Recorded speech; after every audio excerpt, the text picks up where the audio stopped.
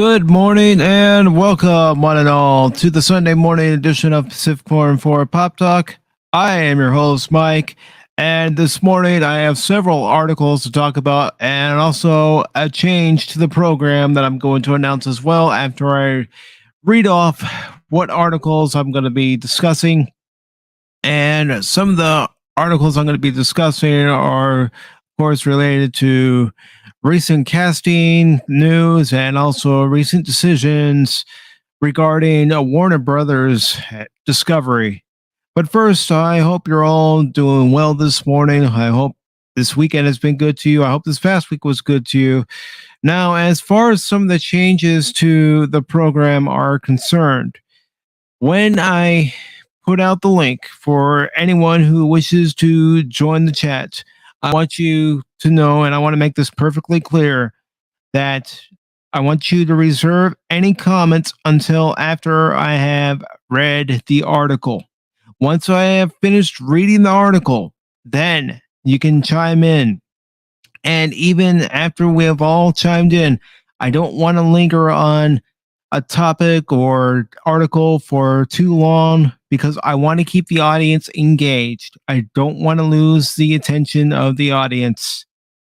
That's one of the weaknesses of this program is, losing audience retention, losing their engagement. And I want to improve on that. And the only way we can improve on that, at least I can improve on that, is by keeping the show moving, not staying off topic for too long, and just keeping it going, keeping the gears going.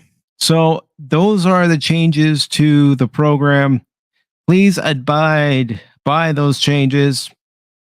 And some of the stories I will be talking about this morning are as follows. First, we have a story from MSN.com talking about John Leguizamo criticizing the casting of James Franco as Fidel Castro. And then we also have a story from CBR.com that talks about Batman's new mass murdering villain has an unsettling Bruce Wayne connection.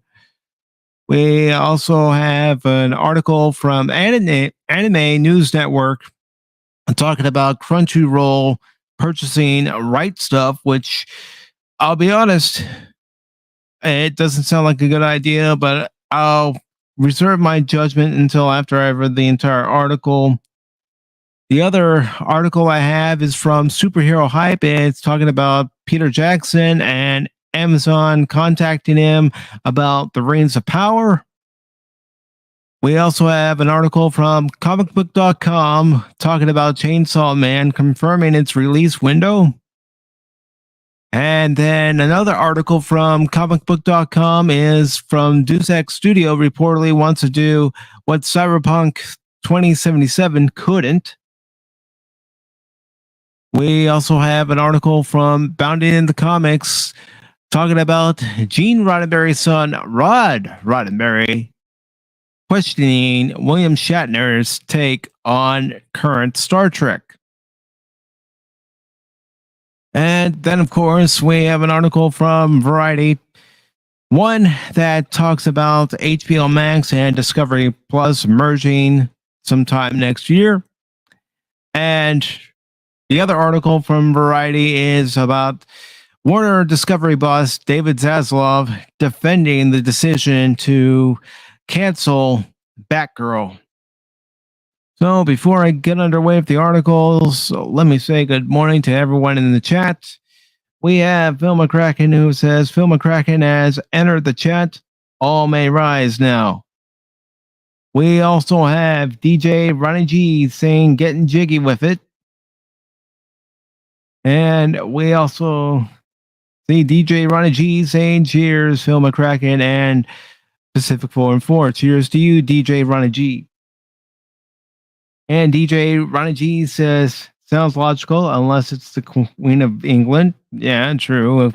Sorry, Phil. I'm not rising or bowing to anybody. And DJ Ronnie G says, yeah, that worries me. So let's go ahead and pick our first article here. Let's go ahead and jump into the anime news and go into the article from comicbook.com about Chainsaw Man. So here we go. And after I read this article, I will then put the StreamYard link into the chat for anybody who wishes to join. Of course, let me go ahead and put the articles link in the chat as well. Yeah, I can understand why you're worried about Crunchyroll. It seems like anything they touch, them or Funimation, it turns to the crapper. So, this article from comicbook.com says Chainsaw Man anime confirms release window. It's by Evan Valentine. It was posted on August 6th. Goes on to say the Chainsaw Man is on his way and a new trailer has arrived to prove it. With the story of Denji resonating amongst fans in the pages of its manga, the upcoming anime adaptation from Studio Mappa has let fans know when to expect the series to arrive. Luckily for those waiting for the world of Tatsuki Fujimoto in motion, anime viewers won't be waiting too much longer for this first episode to premiere of Chainsaw Man. Chainsaw Man will be hitting Crunchyroll this October, though a specific release date has yet to be revealed for when the world of devils will arrive. Recently, in Chainsaw Man's manga, the second chapter of the world of devils began with Denji nowhere to be found and a young high schooler named Asa Mikata taking his place. Harboring the power of the War Devil, Asa is set on a collision course with the Chainsaw Devil, though the current status of the former protagonist remains a mystery.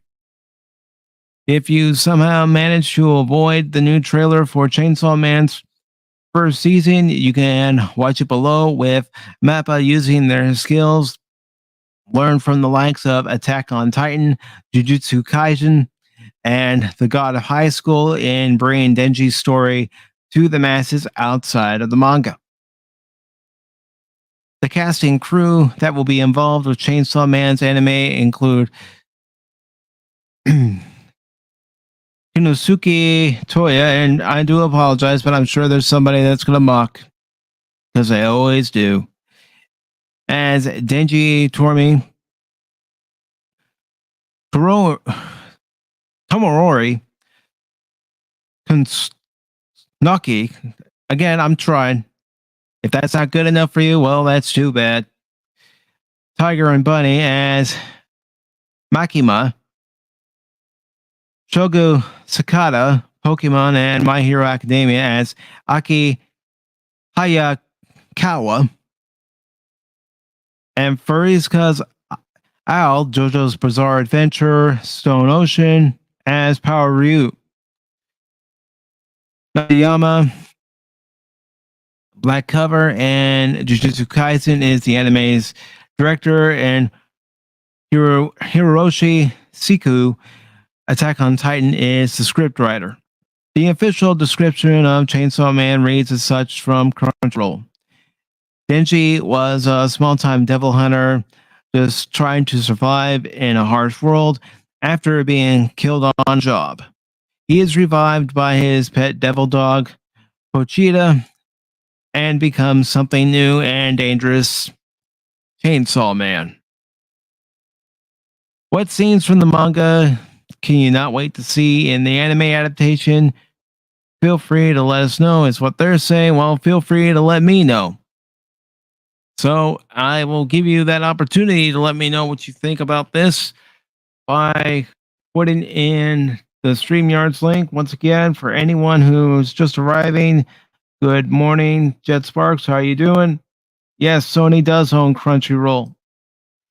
And Gap After Dark, I just want to let you all know that beginning this morning and from now on Pop Talk, reserve your comments on the article until after the article has been read.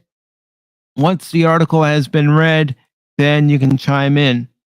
I don't want to linger too long on a particular topic of discussion or article. I want to keep the flow of the show moving. And if anyone has issue with that, they can discuss it with me after the show. So there is the link.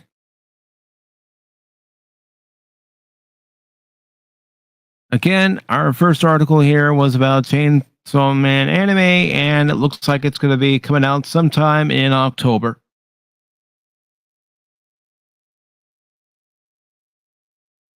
As I wait for everybody to pop in, I will go ahead and get the next article discussion ready.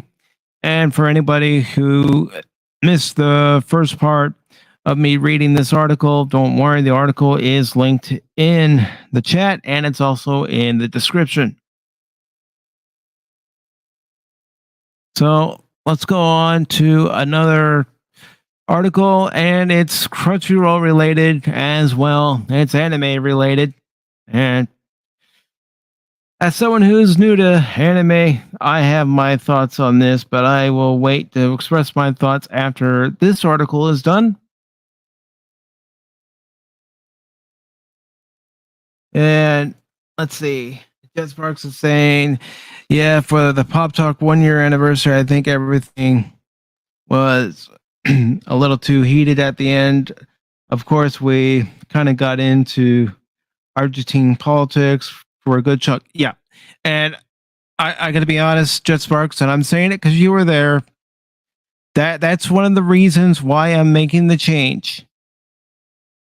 Yes, I don't get me wrong. I am grateful for everybody who came by and jumped on the panel for the 1 year anniversary, but there were things that I did not like about the broadcast. So I've been thinking to myself for these past few days that changes need to be made. And starting this morning, whether it's Sunday morning Pop Talk or the normal Wednesday Pop Talk, those changes have been implemented. I want this to be a show that everybody can go to, whether you want to be on the panel or not, that's up to you, but everybody can come to the show and enjoy it.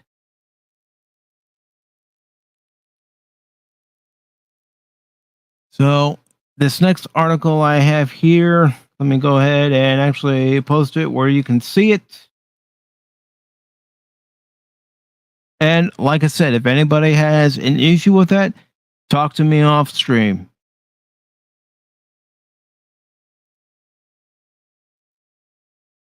Okay, we have this article from Anime News Network, and it says Crunchyroll purchases anime retailer Right Stuff. This was posted on the 4th, and it says Right Stuff will continue to sell products from different companies. Crunchyroll announced on Thursday that it has purchased anime retailer Right Stuff to expand its e-commerce service. The purchase will widen Crunchyroll's e-commerce product offering with extensive extensions in home entertainment and manga categories. The companies did not disclose the terms of the deal. The Right Stuff website confirmed that it will continue to sell products from different companies, with the exception of erotica products.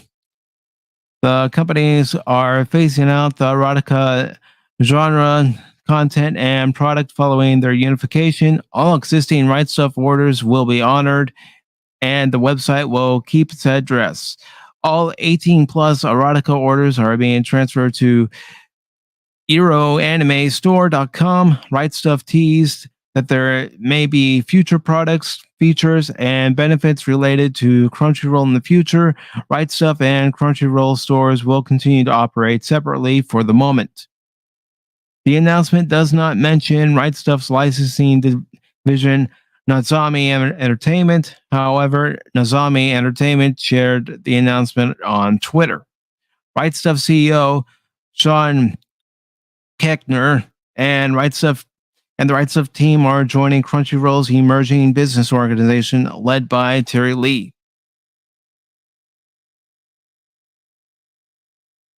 Shepard, Mullen Richter, and Hampton LOP advised Crunchyroll and Sony Pictures Entertainment and Hennepin Partners and Lathrop GPN advised Right Stuff for the transaction. Funimation and Crunchyroll announced on March 1st that Funimation and Wakami's anime library and simulcast content have moved to Crunchyroll.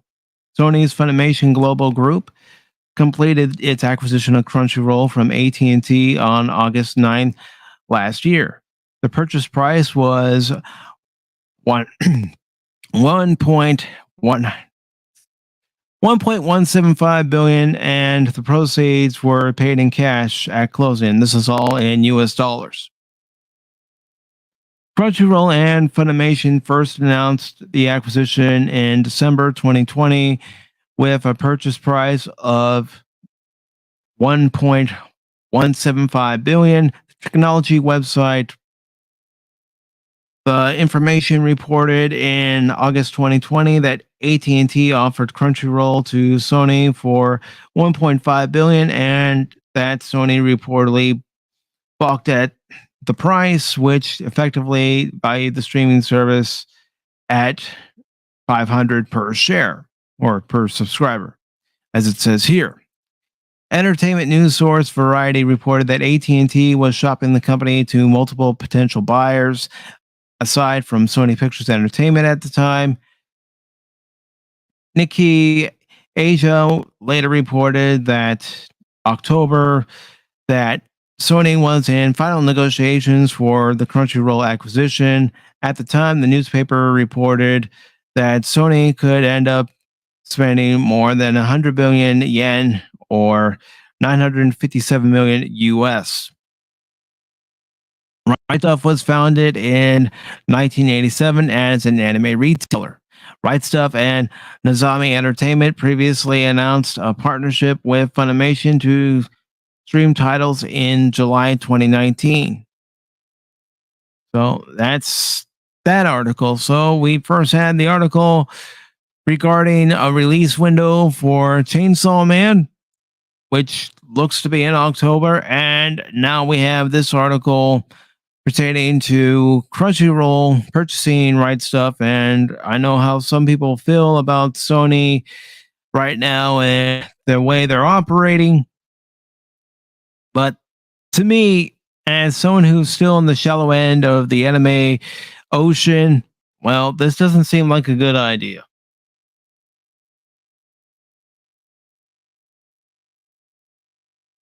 And DJ Ronnie G says that doesn't sound bad, but the unclear parts still worry me. Yeah, you know, Sony's gonna put a lot more censorship into this. They've already started, especially moving their headquarters to here in the States. You know, instead of being the ones to dictate it over in Japan, say this is how things are going to go, they're going to let people here dictate what goes on in their different properties in different anime, which I don't know. I think if it comes from Japan, just like if it came from any other country, I think it should be that country of origin that says, this is the story, this is how the characters are, translate it as best you can, but don't make any changes that are unnecessary. Let me all know what you think, and don't be shy to jump in and join the panel if you'd like.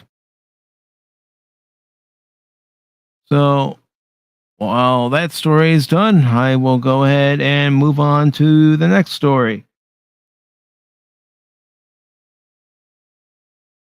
Go ahead and stop that screen.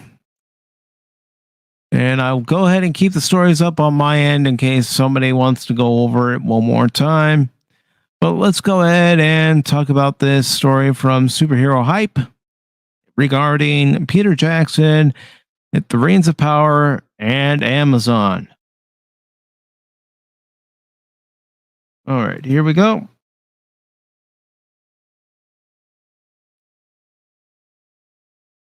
And please welcome at this time Anonymous. Good morning, Anonymous. Howdy. Howdy. Oh man. Now, I don't know how long you've been here, but in case you missed it, I have implemented some changes here at a Pop Talk. Oh no, what'd you do?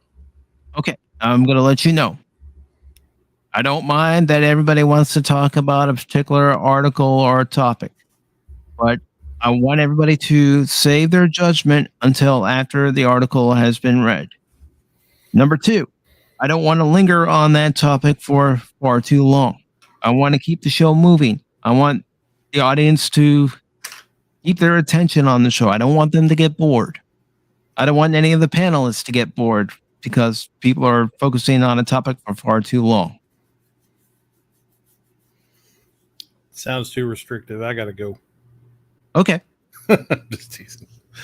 No, man, that's fine. I know sometimes we interrupt you during the reading of the article, and everybody wants to get their opinions out as fast as they can. I get it. No big deal. And I'm going to be honest. Some of it is related to Wednesday's stream. I'm not going to lie to you guys and say it isn't.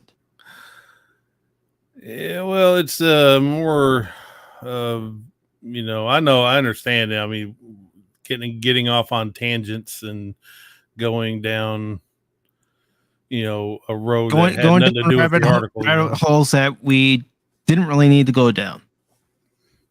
Yeah, it happens. We get carried away, and yeah, you got to rein us in. Rein us in, man. Well, you are the leader. That's what I'm doing.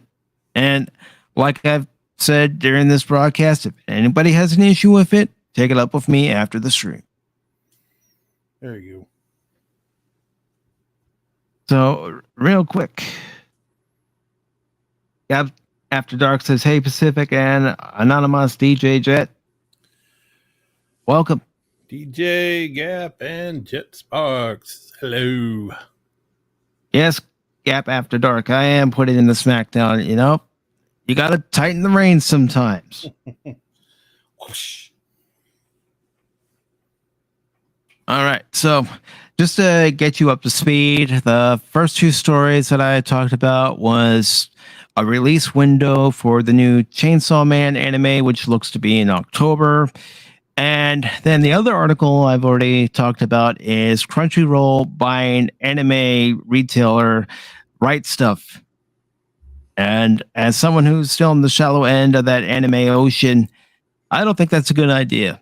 Sony's getting too much power.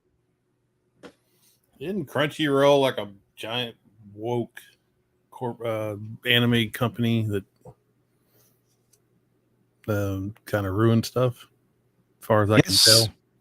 Yes. So yeah, less Crunchyroll, less properties they get, the better. But what are you gonna do?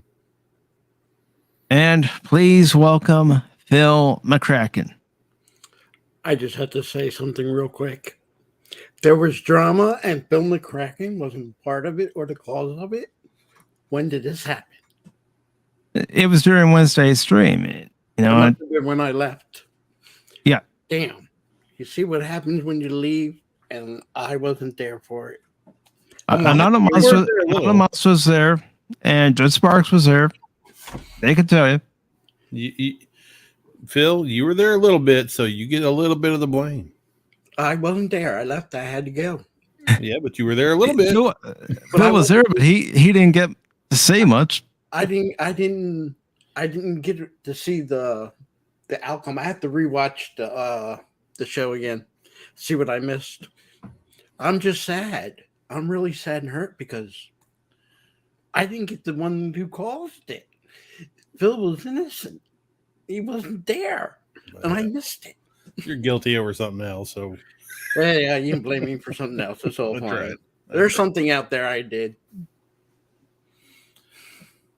And look, I got us off topic. I'm sorry. I'm already breaking the new rules.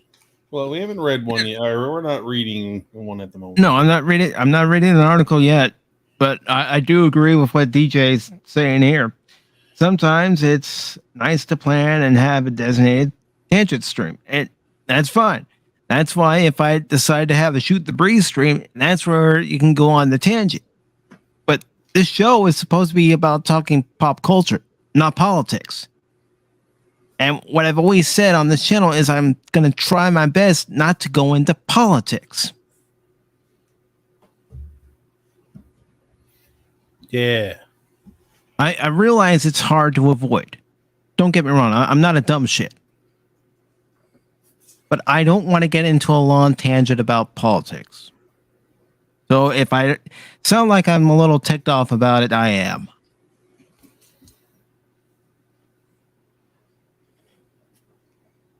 All right. Go ahead, Anonymous. I'll just say, well, your channel is what it is, and yeah, it's hard to sometimes keep politics out of your pop culture because politics gets into pop culture. It's all connected now, and it's a pain in the rear end. But yeah, we got to do a little bit better about getting too political and running down that long of a road. It's hard not to cross the line, but it's not impossible. No, it's not. Just have to practice more restraint. Yeah. All right, so let's go ahead now that that's out of the way and move on to the next article, which is going to be Peter Jackson and Lord of the Rings, The Rings of Power. And let's see, Gap has a question. Can we talk about I Was Bad Today? I bought all six seasons of Xena, the Warrior Princess, Field for $60. Oh, you could talk about that. Xena's part of pop culture. Hercules is part of pop culture. Talk about it. Talk about your great finds, whether it's going to a swap meet or going into a box store and finding something on sale for $60, including all 6 seasons. Talk about it. Can I bring up a warning for that comment? There should be a warning there. When you just real quick, give me 1 minute, I'll be done. If you buy something sealed, it doesn't necessarily mean new. Sometimes people reseal. You have to look for the quote "new and sealed." Just a little warning there. Yep. And sorry, I didn't mean go ahead. Go ahead. Go ahead. I just didn't want. I want people to be aware of that because a lot of people get taken with that statement, especially on eBay and Amazon. If I reseal it, it's considered sealed. What you want to look for the quote in the sales, new and sealed or unopened. That protects you because sometimes you can get an item. I got it. It was sealed. I opened it, and you can tell it was previously owned because the smell of smoke. I'm a non-smoker. So, yeah, you have to be very careful when you buy stuff. Just a warning for not only that, you can open a new Blu-ray or DVD and it could say that it's brand new. You look at the Blu-ray or DVD and it's all scratched up. Yep. Like I said, it's easy to nowadays to people there. I don't want to say I try to be positive with people, but with people when you're buying stuff online or even at like meats and stuff like that, there are some dishonest people and they can get around it by saying, oh, it's sealed. You have to be careful and look at what they're saying. New and sealed or new, never been opened. That's the key phrases. Like I said, I can buy a CD and put that in there. So, and stickers can be put on. You can put stickers. So just saying, I believe you probably got a real deal, new and sealed. But like I said, there are ways to reseal items. So, sorry, just warning people. I don't really care either way, as long as I buy used stuff quite often. So as long as it's a good condition and they're on, they got good feedback, usually it comes in good condition, not scratched up or anything. So I generally hardly ever buy new stuff. You get it cheaper for used, but as long as it's in good condition, I'm fine with it. I'm just a person. Used, refurbished, as long as the company that refurbished the product did it right, it's gonna last. Yeah, there's nothing wrong with refurbished stuff, as long as you're honest about it. I mean, you don't want to go to a GameStop and get a gaming system and you pay for new and it's been refurbished. That's why they have to put out there, this is refurbished. So, and like I said, I'm not trying to take off topic. I'm just trying to warn people, because anything, when you go to a convention, flea market, stuff like that, you want to be safe. So, and especially online with eBay and Amazon. So, if I can save somebody a heartache, that's what I'm trying to do. So, Yeah, you're trying to prevent somebody from being taken for a fool. Yep. You want to make, like I said, that if you get them on the wording, then you save yourself some heartache, because you can then go and complain to eBay, Amazon, saying this is not the item that they claimed the condition it was in. That's all. So it protects you.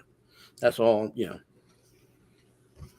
All right. So this article comes from Superhero Hype, and it says Peter Jackson says Amazon contacted him about the Reigns of Power.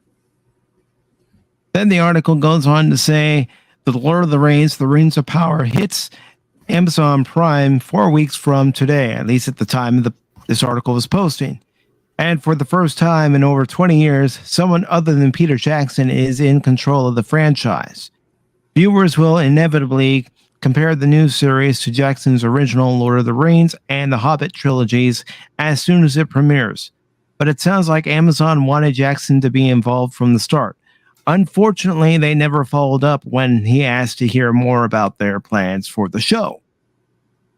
While speaking with the Hollywood Reporter Awards Chatter podcast, Jackson discussed whether he was ever considered for a return to Middle Earth once the Reigns of Power began production. As it turns out, Amazon did reach out to him a few years ago when writing was getting underway. However, the conversation never went farther than that. They asked me if I wanted to, I'm guessing they meant to say wanted to be involved. Writer, producer, Fran Walsh, and I said Jackson, and I said, that's an impossible question to answer without seeing a script. So they said, as soon as we get the first couple of scripts, we'll send them to you. And the scripts never showed up. That's the last thing I heard, which is fine. No complaints at all. Jackson didn't specify what kind of role Amazon had him in mind for. Regardless, he's still a Tolkien fan at heart, so he's excited to see what the producers came up with. I'll be watching it, promised Jackson. I'm not the sort of guy who wishes ill will. Filmmaking is hard enough. If somebody makes a good film or a TV show, it's something to celebrate. And he's right about that. If you see a good movie or TV show, you should celebrate it. And let's see. It goes on to say, the one thing I am looking forward to is actually seeing it as a perfectly neutral viewer. For the record, Amazon later released its own statement clarifying why they didn't employ Jackson's services. But given his Oscar-winning success with the original Lord of the Rings trilogy, it would have been nice if they made the effort to pick up the phone and tell him themselves. That's true. In pursuing the rights for our show, we were obligated to keep the series distinct and separate from the films. We have the utmost respect for Peter Jackson and the Lord of the Rings films, and are thrilled that he is looking forward to the watching of the Reigns of Power. Goes on to say the Lord of the Reigns of Power will debut on Amazon Prime on September 2nd. Do you think the show can succeed without Jackson's involvement? Well, that's my question to all of you right now, all of you who are listening, all of you who are watching. Bill, Anonymous. You can go first, Anonymous. Well, that's going to be a big fat no. There's a reason why they didn't send him scripts. Somebody at Amazon was like, hey, let's get Peter Jackson on board. Maybe we can get his input, maybe have a consultant. I'm sure they weren't going to hire him to, be a director or anything like that. Maybe a producer or consultant or something, because, freaking Lord of the Rings trilogy. Come on. But initially that's probably what they were thinking, until somebody came along and, some woke activist or, somebody higher up said, well, you know what? Jackson isn't going to like what we're about to do. So they read the scripts that they didn't have. They were going to send him and they knew for a fact that what they were going to send him, he was going to be like, what are you doing? Why this, script is crap. This is not Tolkien. It's not, in line with his lore. He was going to crap all over, he was. Just like Tom Shippey, they let him go because he was crapping all over what they were doing. And that's why they left him out. They booted him before they ever got him. And Phil, what's your take? Well, I know a lot of people give Peter Jackson some grief because both his two series of Lord of the Rings aren't Tolkien. How can I put it? He either left out or altered some things, and that happens in movies. I would say he's 80% on both his trilogies, good 80% loyal to the lore. This one that's coming out with Amazon has nothing to do with Tolkien's lore. It might be trying to be set in a place where it's Tolkien-ish, but it has nothing to do with Tolkien because they altered it, they changed it. And I think if Christopher Tolkien was still alive, this would not have happened. Because him and his dad were very protective over the lore, and this would not be done. But since he passed and the family pretty much just caved to give us the money, so be it. For me, I'm not going to watch it. Peter Jackson's being political. No, I won't say political. He's PRing by saying nice things right now. I don't think he wants to touch this with a 10-foot pole. And that's just my thoughts on it. Yeah, he's being passive aggressive. Yeah, to me, he's in the George Lucas situation. And just like I said, if you're going in there thinking this is New Line Cinema, no. If you're going in there and think you're going to pick open the book and the things that are happening on this show is not going to match up to your books at all. I'm sorry. I have nothing against what they're trying to do. If that's your cup of tea, go watch it. But when you're in Tolkien's world, Tolkien made this, and the reason it's not inclusive is because he set this for lore for the people of the British Isles who don't have much lore compared to other countries. Besides King Arthur, that's all they got. So he created this. This is what it's supposed to be. It's about similar things. You can see like the people of Rohan, they're identical to the Saxons, minus the horses. He did it to relate. That's how he did it. And trying to take his writing and relate it to the world today, it's not going to work. So it's already a fail in the beginning. So that's just my thoughts. And I might sound a little bit borderline something, which I'm not. I'm very inclusive and like people of the world. But in Tolkien, it's not part of Tolkien. I love Chinese history and I love Romancing of the Three Kingdoms. I know a lot of people play the games, but I don't want to see a Scandinavian in a movie magically appearing in the land of the time of the Three Kingdoms. It wasn't there, didn't happen, wouldn't have happened. So why include it? That's my thoughts, and I'll leave it at that. Well, it's valid thoughts, Phil. It's valid opinion from you and Anonymous.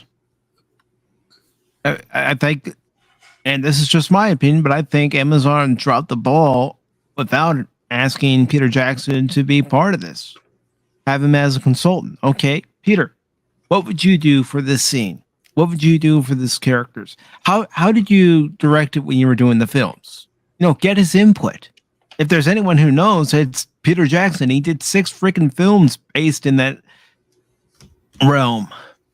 Or having a token a person that goes to school and their main thing, and yes, there are people that are tokenists. That's their job. They go through stuff and make sure, yes, this is canon. No, this is not canon to token. That's what they should have. George Lucas did it with Star Wars. He was the person. Yes, you can do this. No, you can't do that. Simple. Tolkien scholars, they all the Tolkien scholars. You can go to take courses in college and get credit for being a tokenist. We see how that turned out. Well, these people running this show don't have anything. I don't even think they even picked up any of the token books. This is something that amazed me, especially in Star Wars. You heard it. I'm going to do a development of a show or a series, and I'm not going to do any reading and researching on it. It's like, and Mike, don't get mad at me for bringing this up. It'll be like me trying to do a recorded history of Jesus Christ and not even go into the Bible. No, I'm not going to get mad at you for bringing that up. It's and you trying to relate the story of Jesus in the Bible with the Lord of the Rings stories. Yeah, that's all I'm trying to do. And, to me, you can probably get some historical looks on Jesus without going to the Bible, but you cannot do any type of research and synopsis on it without going to the Bible. That's all I'm saying. Same thing here for Tolkien. You can't, I don't think these people read, or I hate to say it, I'm going to use Star Wars as an example. These people aren't fans. Peter Jackson is, first of all, a fan of Tolkien. He admits that. I'm a fan. I'm a tokenist. He got actors. Christopher Lee. He met Tolkien. He was a fan of Tolkien. You see how this stuff works in Snowball? I'll be like, if I got a job to be getting a job in a new Harry Potter movie and not even bother looking at the movies or even reading the books that the lady wrote. I forgot her name. Sorry. Apologize. But J.K. Rowling. Why do they all have their first initials? And, recently in a chat, I said in this chat that you can't expect these writers of current day shows that are going off an existing IP to have the same love and affection for that IP if they never had it at all, if they never truly got invested into it, if they never watched an episode, saw any of the movies, read any of the books. You can't expect them to care about it. No. It's kind of like being a baseball fan. You're a Cubs fan. I'll use this analogy. And you probably were a Cubs fan since you were a little kid, let's say the 80s. 10 years old. So 1988 say, was when I became a Cub fan. So, but as a Cub fan, the history of the Cubs going back all the way from the time they started as the Cubs. You see what I'm saying? You got the lore, the history of the Cubs up until your present day. You see? You need that back. You need to go backwards to the source to bring it up today. Like when you were in 88, when you went to a baseball game and you saw Cub fans, you hear the older fans talking about stuff. So that got you thinking, I'm going to go back and look. And I'm going to see if I can watch it. And if I can't watch it on YouTube, I'm going to find sources and read about it. I'm not going to talk about it here during the live stream, but after the stream, Phil, stick around because I want to tell you about a gentleman I talked to back in 2008 when I went to my last game at Wrigley Field. I'll stick around. No problem. All right. Cool. We can and do you have us too? Yeah. because it goes back to what you're saying. And I don't want to bore anybody here with a baseball story. I'll save that for the box score. So, do you have anything else you want to add, Anonymous? Well, yeah, I mean, there's, they don't care. It's, what's his Bezos? He just wanted another Game of Thrones. He wanted, and even watching the stuff that they're putting out, it's not even Game of Thrones level. I don't know if they spent almost $1 billion or $500 million, and they spent over $500 million on this, and they just keep dropping the ball. I just don't understand how they did it. They built Tolkien or these series around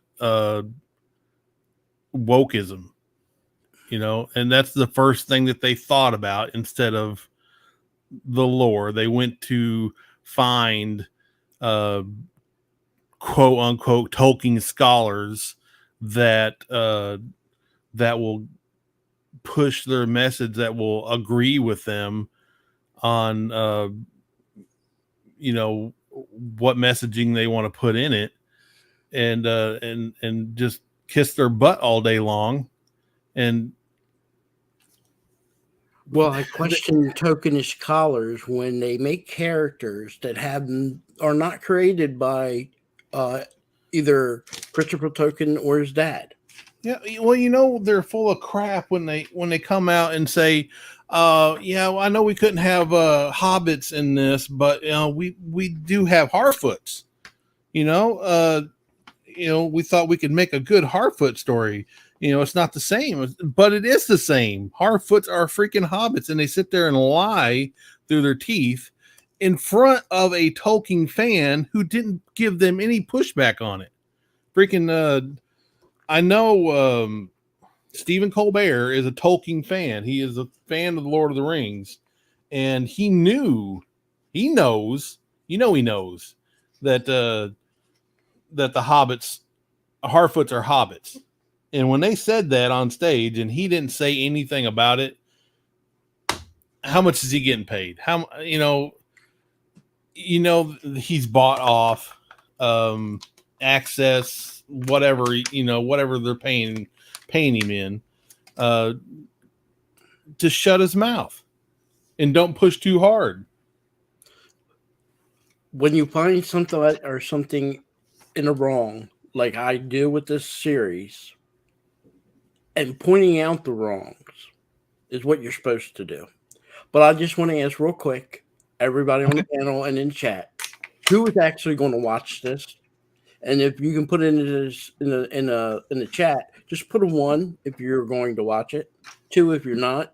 But everybody on this panel, who's actually going to say when this comes out they're watching it? I can say I'm not even watching it.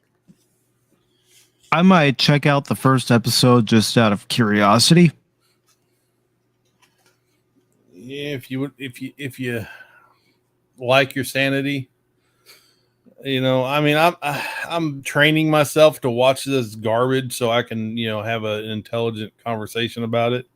I freaking watched Prey last night, and it's garbage. And I know it's not, and I'll agree with Critical Drinker. It's not as bad as the last Predator movie, but that's a low freaking hurdle to jump, man. It's almost as bad. And I'll probably end up watching it I ain't giving them any money, and I don't pay for that. You didn't hear that. Cut that out.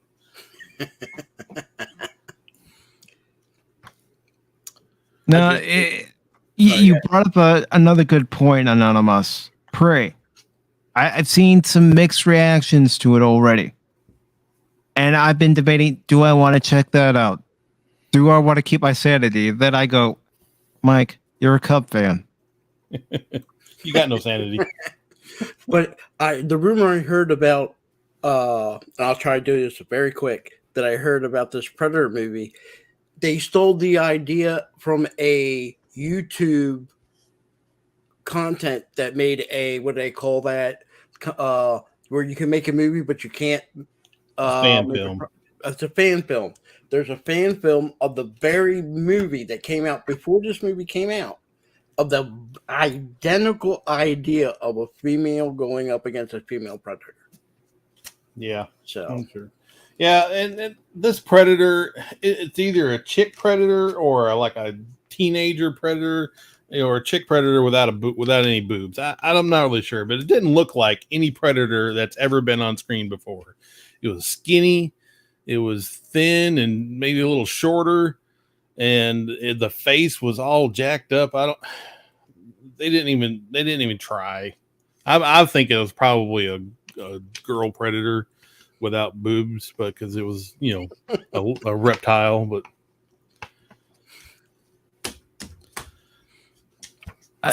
I don't know. I can't comment. I haven't watched it. I don't know if I want to step into that door yet. Yeah, it's fantastical for sure. There's some stuff in there that will just make you like, what in the crap,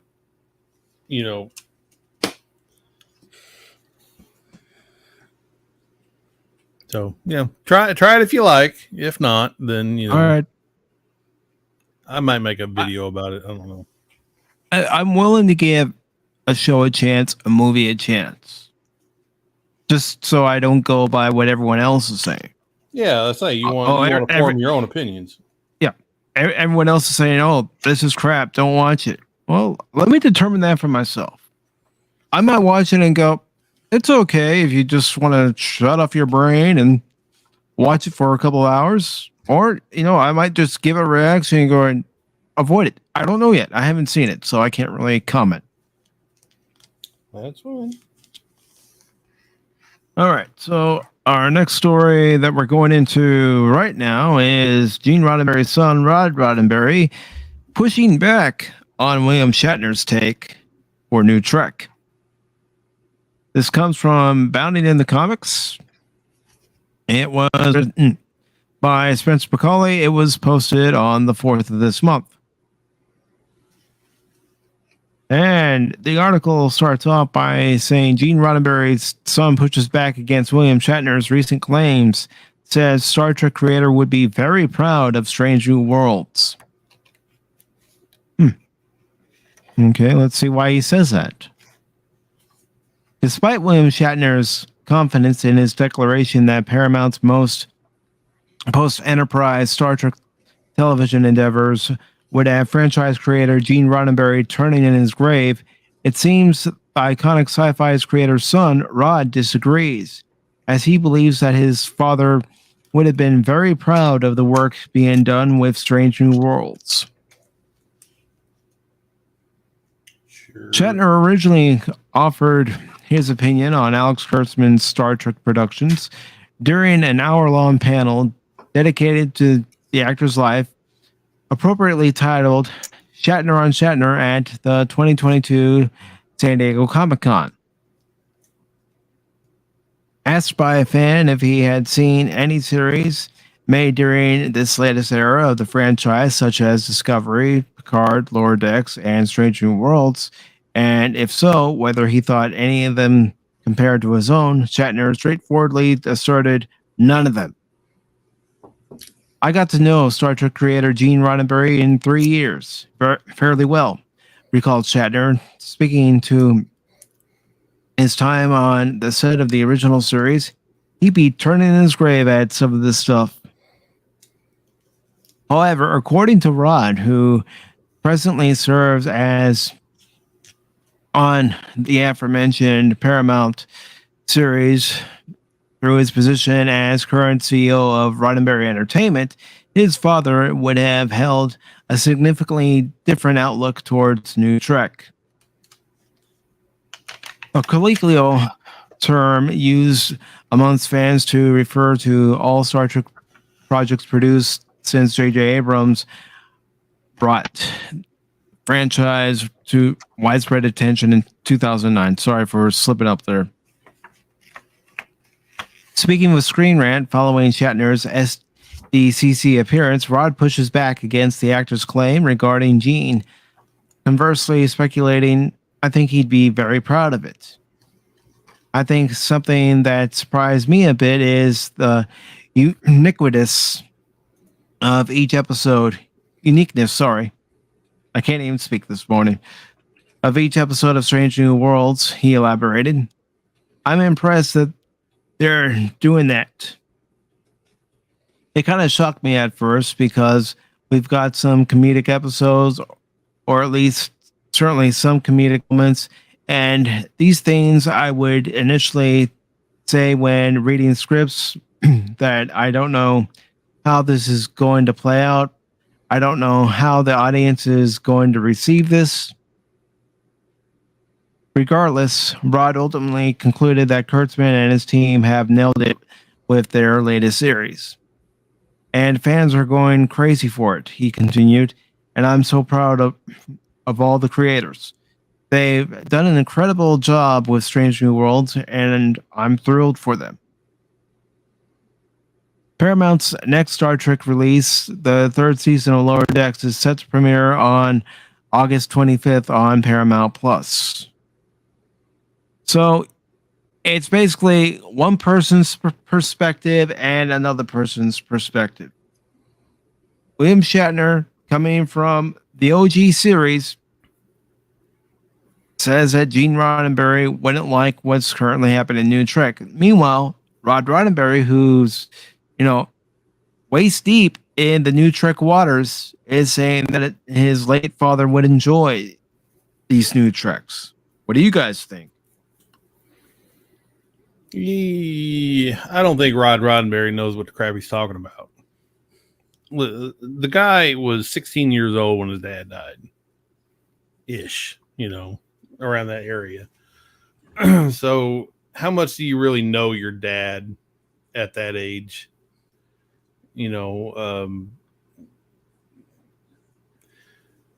It's hard to understand what, everything that your father knows and thinks and who he is.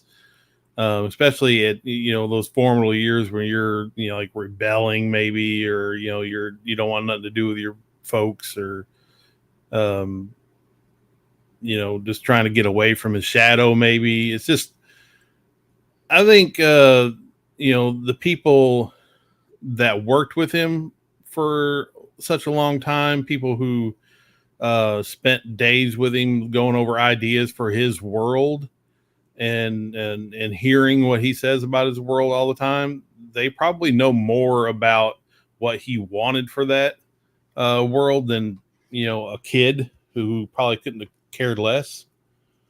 And so yeah, I think Rod's probably just projecting, and I don't think Gene would have wanted anything to do with freaking Strange New Worlds. It's canon breaking, it's lore breaking, it's a terrible freaking show. How about you, Phil? He's saying this is groundbreaking and fans are going to love it. I haven't heard anything that's been done maybe since the JJ movies, and that's pushing it, that fans really, or people, liked any of their shows. I haven't heard this show's getting any Emmys or any awards. I don't even hear any of these shows from Star Trek even being in the ratings of high ratings, So how can you say this is great? This is Star Trek. I'm going to equate to them with Warner Brothers and their DC. Whatever, Arrowverse, whatever you want to call it. It's trash. There's nothing wrong in saying when something is bad. And half these shows that they're coming out with Star Trek, they're throwing money into, and it's a sinkhole. They wouldn't have lasted 20 years ago a week before they got yanked and canceled. Now, if they want to keep doing what Warner Brothers did, and you found out Warner Brothers doesn't have a money tree, and they had to sell. Eventually, this is going to happen to Paramount. And his son, let me say this, he's not Christopher Tolkien. He's not Christopher Tolkien. With what he just spilled out of his mouth, he's not Christopher Tolkien. Christopher Tolkien was loyal to what his dad created. Okay? And yes, Gene broke some ground. But it does not mean he would have gone what today is overboard craziness. This is not Star Trek. I was a fan of the original. I was a fan of all the movies for the original cast. I was somewhat of a fan of TNG. I was a huge fan of Deep Space Nine, and I loved Star Trek Voyager. After that, they lost me. That's it. And I'm sorry, I'm not nothing against a guy who played the actor on Enterprise. I didn't like Enterprise. So, but that's your comments are invalid now. I'm sorry. Like I said, everybody has their taste. But, I always say you got to stay loyal to what the person created if you're going to enter his world. Okay. Now, he's not here. Okay. So you got to go by what was done. And that might put you in a box, but it's a good box to be because you're creating something in his world. And if you don't want to create something in his world, then you take your little space thing with the Strange New Worlds and you come up with a brand new thing and call it Strange New Worlds and change the uniforms. Don't associate it with Star Trek. If they think that's going to fly and that's going to sell, not going to happen. Not going to happen. You've seen what happened recently with Warner Brothers, what they had to do with the Batgirl. Batwoman flopped. They knew that was going to flop, and it was cheaper for them to cancel the movie than it is to release it. That tells you something. That tells you something. Zaslav's not messing around. If he sees something that's not going to make him a profit, he's going to get rid of it. Yeah, and then he'd have to sink double his money into advertising, and he just doesn't want to do it. You don't see it making that much money. Warner Brothers is the example everybody needs to look at. They try to promote the wokeness in all their shows. They flopped terribly, and they did it for like 10 years, and they have no money. They had to sell their DC universe for nothing minus the cost of, what was it? When you read it, Mike, $250,000. Really? That's all they had to pay. It wasn't, to buy, just to pay what they were in the debt they still had on it. Yeah, you're talking about the CW. Yep. I mean, all these networks and shows, they need to realize if your stuff is not selling, if you do not have the ratings or the watches, then you need to stop what you're doing, or you're going to lose money, and eventually you're going to lose your business. It's just how it's going to roll. Yeah, but how long does it take them to realize that? I mean, over 10 years. Over money, 10 years. They put message over money, and Zaslav seems to be the kind of guy who knows that's a bad plan. But they, the ones before him, they didn't care, and Disney doesn't care. Disney and let's just say Paramount, but you can call it whatever the head company is. I think it's NBC, whatever. And if it's NBC, then it's Bill Gates' own stuff. Eventually, the money tree is going to. Nobody has unlimited money. If you're going to make a show and constantly ratings are trash, you don't have the sponsorship because they're not going to associate with the bad show. You can only do that for so long. Disney's going to be next, and Paramount's going to be next.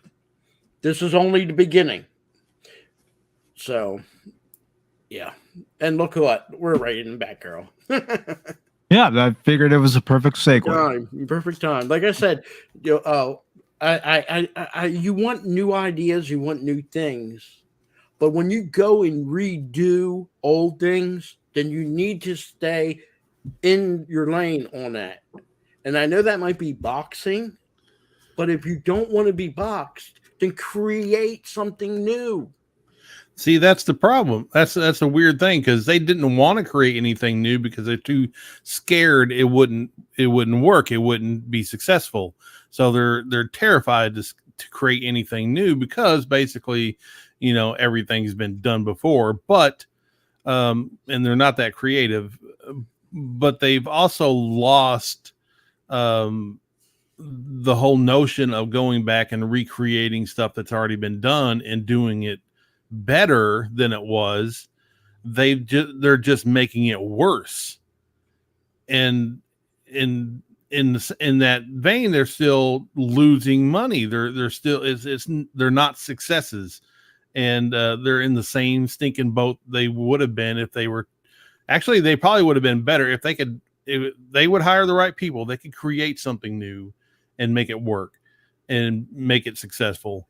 They'll have hits, they'll have misses, but what they're doing now is just nonstop misses, and they're still losing money hand over fist. And what's the use? Because they want their messaging just because, or they want to destroy the past and put their own little spin on it, so just make it better to them. It ain't better to everybody else. Everybody who came before, every fan of every property before, is just a slap in the face. It's a kick to the balls. Why would we spend our money on that crap? They think it's better because they're arrogant and they're stupid, and we see what they're doing and we hate it, and we're not giving them our money. They think they're by altering, changing, it's going to get people to alter and change their opinion. And that's never going to happen. You can't take a figure, even imaginary or historical, and change that person. John Wayne, you can't change him. He is who he is, and all the roles he played. Now, to get somebody of Oriental descent to play John Wayne and play his parts and act like John Wayne, it's fake. It's nothing against the actor, but why would you even want to do that? You can come up with something for that actor of Asian descent. But to make him and say, here, we're going to alter John Wayne or any of his movies, and we're going to insert this thing here and change it. It's not, if you know what, if you want to do it new, do it new. But if you're going to try to recreate and insert, it's never going to work. Would somebody be okay if somebody did Michael Jordan, took out Michael Jordan, insert a blue person, and call him Michael J, but really base it on Michael Jordan? Why? Cheap knockoff. We used to make fun back in the day in the 80s, 70s, and 80s, cheap Chinese or Taiwanese knockoffs. That means they were cheaper for a reason. They weren't made as good. And it's nothing against them. That's just how it worked. And how it was. That was their whole plan, So make something cheaper, lower quality, sell it for cheaper, undercut the original business, and just get. And this is what you have going on today in Hollywood: cheaper knockoffs. And real quick, I want to say welcome to the panel, Jet Sparks. How are you doing today? I'm good. I'm very good. Maybe a little rainy. It's monsoon season outside, essentially, but everything's overall good. Good. Hey, Jet. Can I say something real quick, Mike? 2 seconds. I don't have a channel, have no plans on doing a channel. I just like coming and joining my friends' streams, and that's good enough for me. Yeah, YouTube's too crazy for me to even want to attempt to put on a channel. Just add to the craziness, Phil. Yeah. So, Jet, you've been here the majority of the time. You've heard some of the articles that I've already read. You've heard Phil's opinion. You've heard Anonymous's opinion on some of these stories. I want to hear yours. Well, I say, to me, the whole thing about Lord of the Rings is irrelevant to me because I've never really cared much for fantasy in general. But this whole thing with Warner Brothers. This is like, again, they already know they're bleeding money. Heck, they pretty much rebranded them as just DC, and they dropped the comics from their name altogether. And I know the whole thing is, I know Zaslav sounds like he's really just trying to double down and trying to cancel projects that are obviously woke, but yet he's staying somewhat silent about the Ezra Miller project with The Flash, even though that guy is literally become something of a cult leader, and he's pretty much beyond another level of existence that we mere mortals cannot fathom in any way. But to say this, I'd say this is something of a good move that he's kind of pulling off in a way. But still, they're still just losing a crap load of money from all the stuff they spent on it, and they're gonna have to really do some stuff to recoup a lot of their losses. That's why I think they're also laying off the HBO Max staff. But it's good though. But I mean, it's crazy though. The HBO Max has a massive, impressive library of content. It's probably one of the best streaming services next to Paramount Plus. They also have an equally large library of content from like Nickelodeon, the Paramount Network, CBS in a way. So they actually got a lot of content on there on streaming. Yeah, but apparently their app sucks to high heaven. I don't think it's that bad. It's just some people have a lot of problems with it. How so? It quits on them. It airs out. If you watch a few shows, it messes up. So just stuff I've heard. I mean, I don't have it, but some people are just complaining how buggy it is. Well, I'd say one thing. I don't think I've experienced that problem because one, the people who are the only thing I'm actually paying for is Hulu and Amazon Prime. I watch Paramount Plus and HBO Max through my sisters. They allow me to share their account. I even have my own sub account on there. So but I don't actually binge any shows. I just sometimes just watch occasionally, like watch like maybe 3 or 4 episodes of one thing and then just move on back to YouTube and just do whatever else. So I don't think I really see that much of a problem with it. Yeah, you probably don't watch it enough or use it enough to get any of the bugs. Yeah, probably. Well, you guys are speaking of HBO Max and Discovery. I do have an article that we'll get to after this one, talking about how HBO Max and Discovery Plus will be coming together next year. Oh, so I think they're going to discontinue Discovery Plus. I think my sister, she subscribed to that for like $5 a month. But I think if they're gonna remove that, maybe they'll just move all the content over to HBO Max, and then it'll just be connected to it. Yeah, they're gonna merge. It's gonna be a different entity. Oh, so they're shutting both those apps down and just changing it to something else.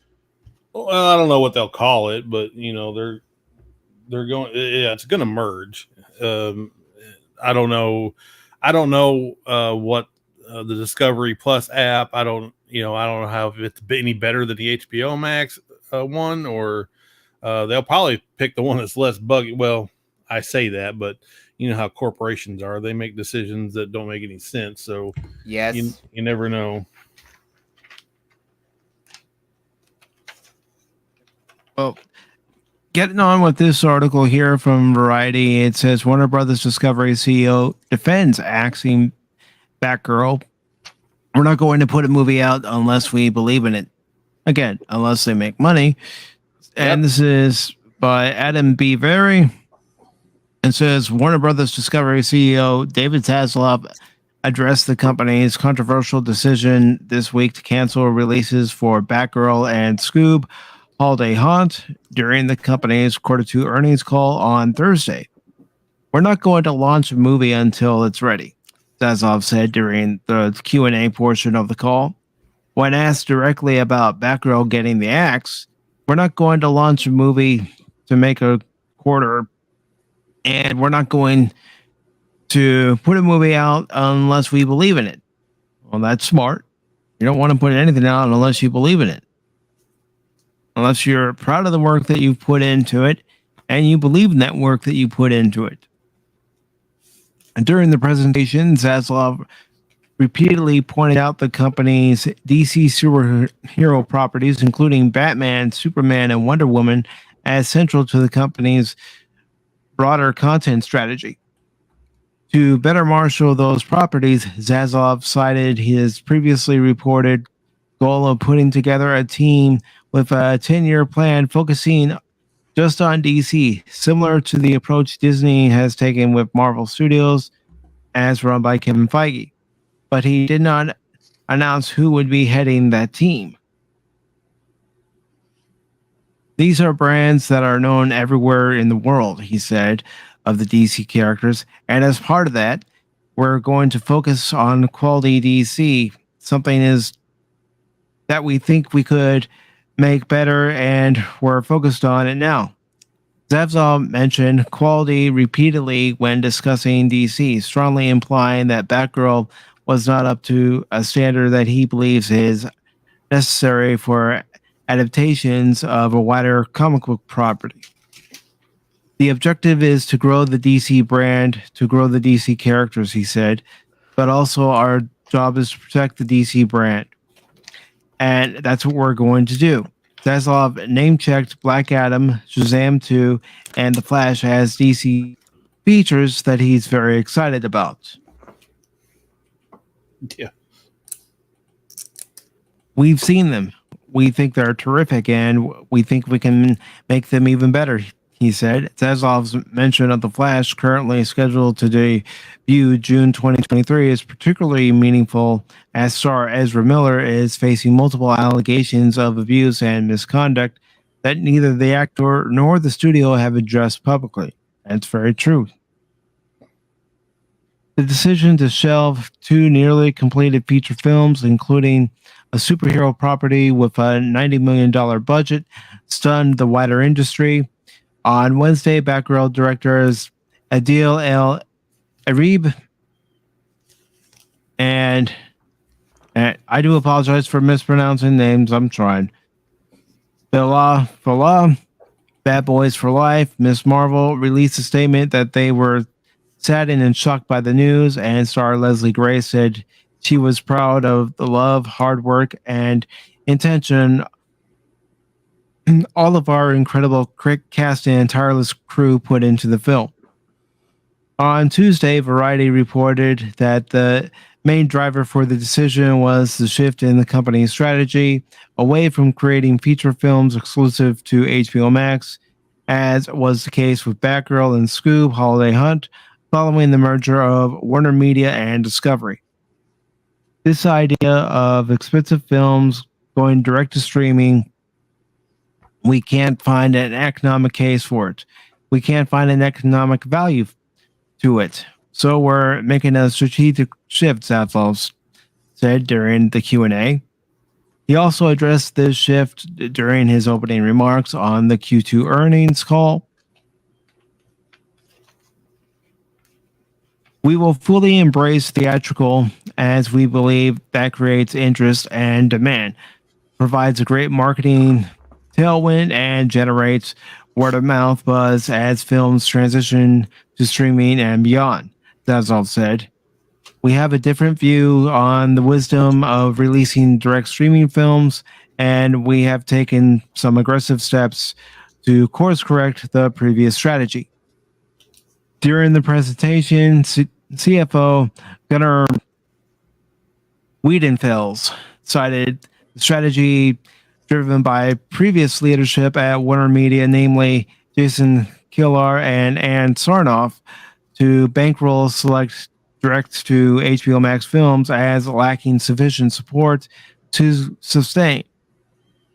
He cited the Wonder Twins movie, which was in pre-production, and the nearly completed Batgirl and Scoob Holiday Hunt are examples of streaming films that do not fit the new strategic approach. Wiedenfels said canceling those projects was a difficult decision, but the company is committed to being disciplined about a framework that guides our comfortable investment for maximum return. To defray the losses from the canceling the films, the company is said to be taking a tax write-down on both movies, citing a shift in strategy in the wake of the merger, but the strategy was not addressed during the earnings call. All right. So, what do you all think? Well, I think it's because of there's all this merging that's going to happen. I think, yeah, we already know that. Again, they're laying off staff, and I know Zaslav's just trying to get everything more in order and trying to make everything more back to profitability. Even though, yeah, because that's typically what is done with business. You always have to try to cut corners on certain things to try to boost the efficiency of the company up. I know, yeah, sure, short term it may cause some losses, but long term it may bring some growth back. So that's possible. Yeah, if they can right the ship, well, I mean, they're going to take a hit, but they're still going to write it off on their taxes. So it'll probably still be a net loss, but not so bad that it's going to just destroy them. But you have to also.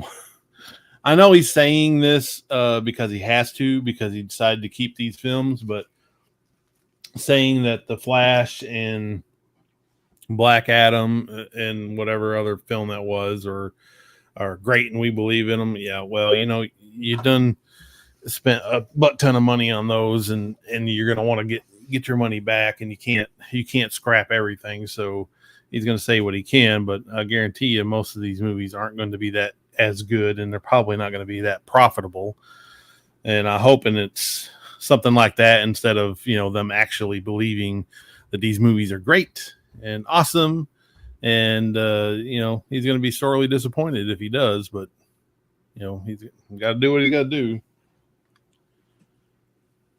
Well, I think this is a good thing that he's canceling, because Warner Brothers was a sinking ship when it comes to the DC.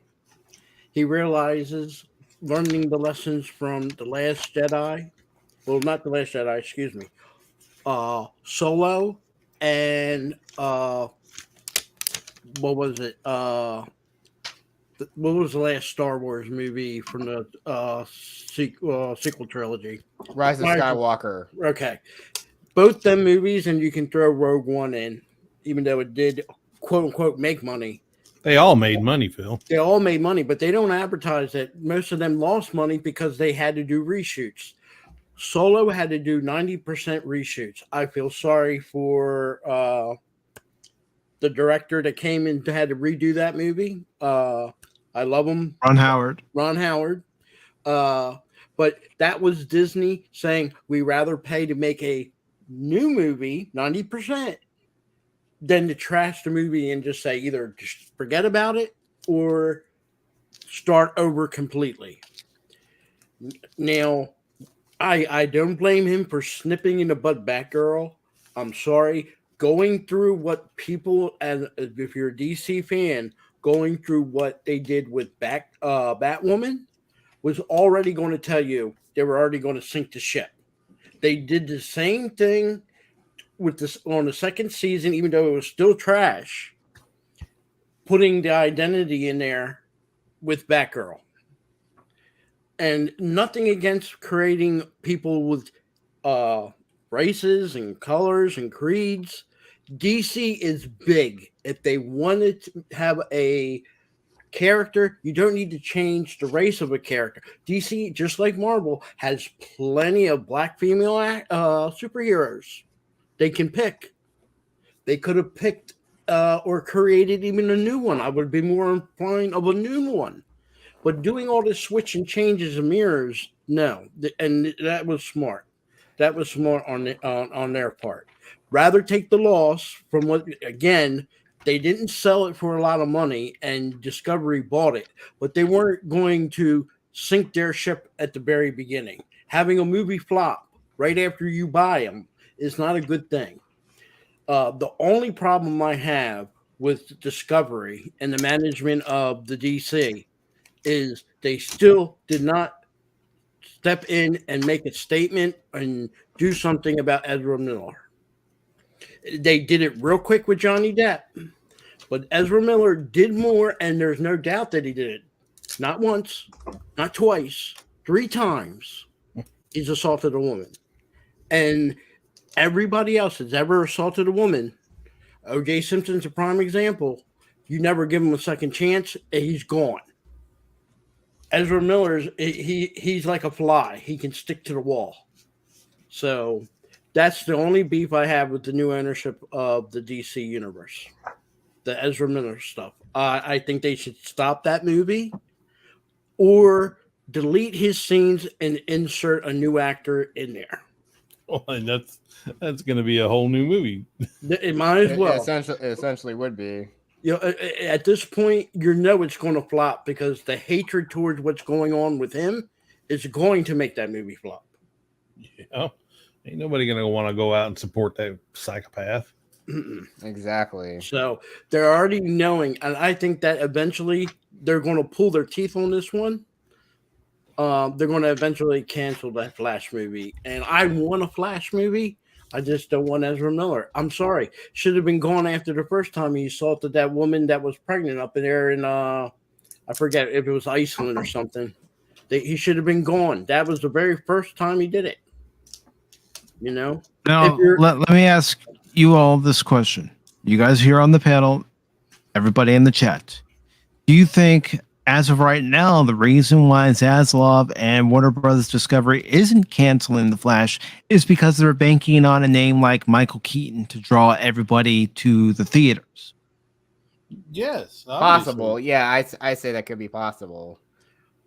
I would say it's a little bit, but let's be honest. Michael Keaton really can't pull movie. I mean, he did that one movie where he played the snowman that was haunted.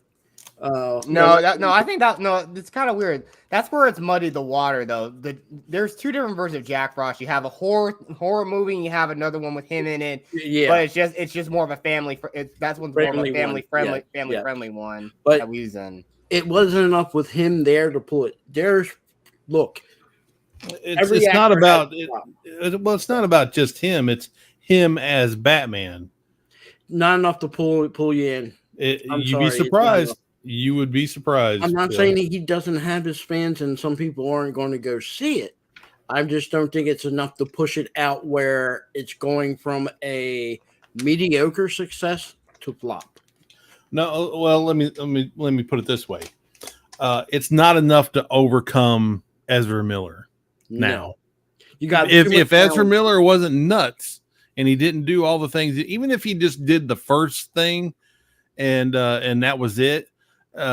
Yes, Michael Keaton would still be enough to pull people in as Batman to this movie because nostalgia works, especially with stuff that you love, like the original Batman. So, but Ezra Miller is far too tainted to even let Michael Keaton's Batman override. But here's the thing: as of today, Ezra Miller's still in there, still part of the universe, still under contract. They didn't even wait till Johnny Depp was either found guilty or locked up or went to jail for what we now know, according to the court of law, he didn't do it. So guess what? Johnny Depp still didn't get an apology from Warner Brothers, still didn't say, here's some money. We're going to, we did you wrong. Here, we're going to give you this money and ask you to forgive us. And he probably won't. That's the sad thing. He probably won't get an apology from Warner Brothers or Disney. Yep. But here's the thing. He didn't do it. Ezra Miller did do it. And still not again. They didn't even give Johnny Depp even a second chance or a third chance. They gave Ezra Miller done this 3 times. Well, see, that's where their hypocrisy comes in. See, you got to believe all women. So they're all team herd. And they don't believe, even though he's been proven right, they still can't believe it, and they can't acknowledge it for sure. But Ezra Miller's got plot armor. You see, he's on the transgender armor. I wanted to know how he got the armor. It's number one. He's threw his hat into the not trans, but he's the woke they them whatever. He's just as weird and freaky as he could possibly be, and he's got pronouns and all this stuff, and I almost believe, I probably believe the rumor, that he's got dirt on people. And that doesn't surprise me if he does. And But he's like been, I said, it to me when it comes to a company making rules or even laws and stuff like this, if me and Jay Sparks did a robbery, and you and Mike did another robbery, and we got 10 years, but you two got 20 years, and we did the same thing, committed the same crime, something's wrong there. Something's wrong. It's got to be balanced so that if I do a crime or Sparks does a crime or Anamas did something, we should all have the same thing. Apparently, Warner Brothers does not have that. Yeah, sometimes they always show favoritism toward other people. I mean, and that's also sort of the reason. I know we shouldn't be getting into somewhat political about this kind of stuff, but yeah, if a man does something, if a man really does something wrong, a very heinous crime, he's gonna get the book thrown at him most of the time. Mm-hmm.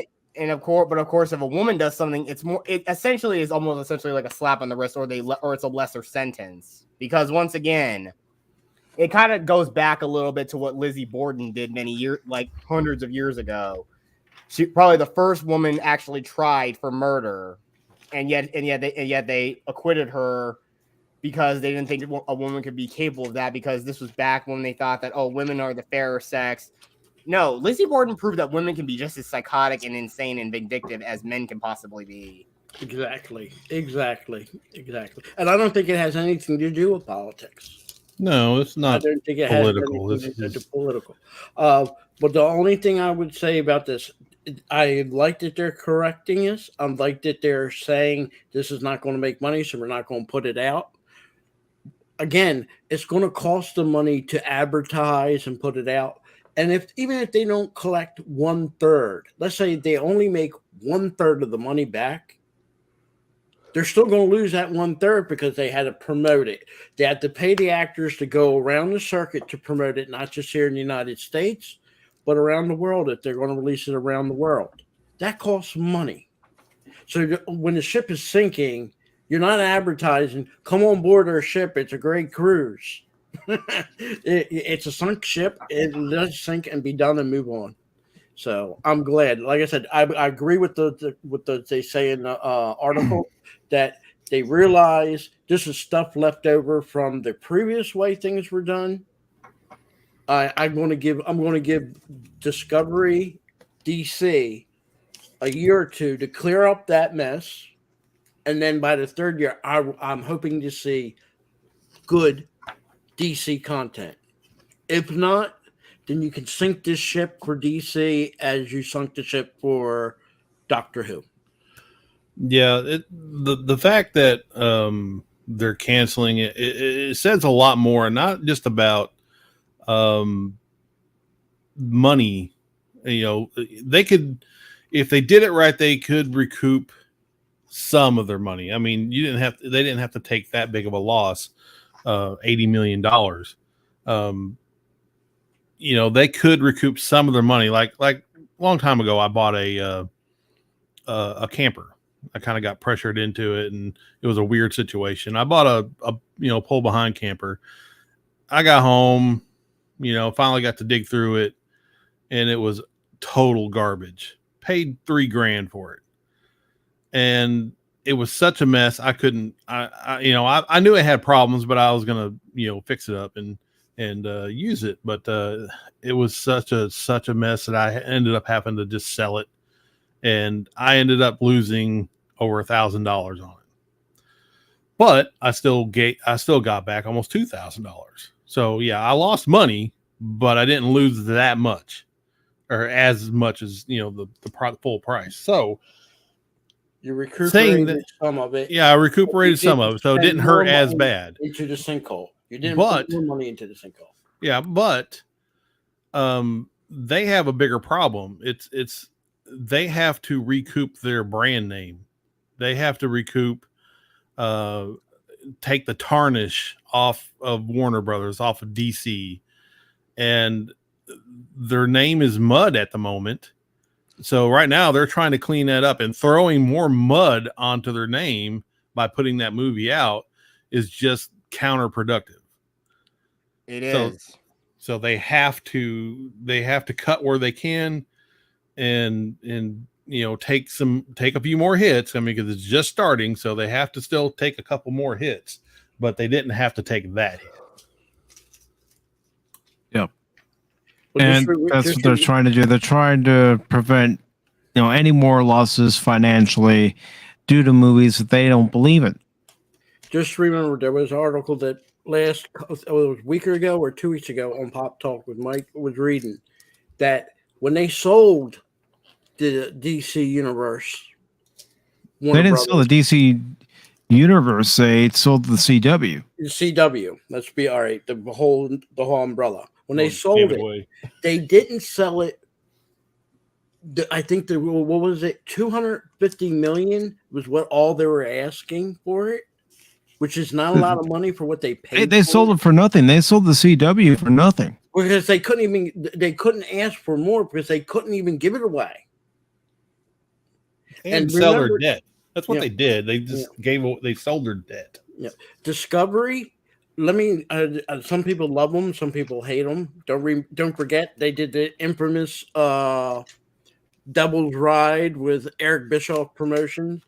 They did a couple of other shows. Some of them proven fake. It's kind of like scripted but show that you use to watch Real World on MTV.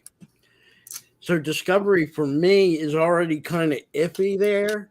Because I know they did get away from it, but they're still kind of iffy there. Better than what than Warner Brothers was doing. But for me, Discovery is a small step up. I mean, for me, this isn't like someone coming from a big. I don't even know if there is any more besides the big two, Universal and Disney. Maybe United Artists, maybe, or Lionsgate. This isn't like one of them coming in and buying the WB. You couldn't give it, like I said, people were staying away from it for a reason because all of their shows were losing money. No way in the world that Batwoman should have had 2 seasons. 3. It had 3. That's even worse. They shouldn't even had 3 episodes before it should have got canceled. It did not have the ratings. But of course, again, these people are pushed by woke ideology, and of course, if people want to say that they don't like it, they're obviously going to scream misogyny and we're istophobes and every other thing under the book, and just like, guys, look, you guys know you guys stink on your hands. Stop trying to promote it. We know it sucks. You all know it sucks. Stop trying to push your worldview on everybody because you got to remember, reality doesn't work like that. No, you can't tell your people they're buying a product or giving a product like Coca-Cola. It's a prime example. You can't say, here's new Coke, take it or leave it. Guess what? People did not. I knew people when that happened, they were going to Pepsi. And it got to a point that months later, they had to put Coke Classic back. And you know what? Pepsi, as even though a competitor, first they questioned why Coke did it. And then the second thing was they put a commercial out thanking the Coke fans for buying Pepsi during the time people weren't buying the Coke. In today's world, where is that ever done? That wouldn't happen. But the people didn't accept it. Just because you want to force it on people, take it or leave it. I'm old school. I'm going to leave it. Yeah, they still couldn't grasp the concept, or it failed their brains understanding. If you don't like my politics, don't buy my book. People won't buy your freaking book. They won't watch your movies. They won't watch your TV shows. And they believe that we're such rubes that we would just eat it up. And even if we didn't like it, we'd still watch it because there was nothing better on.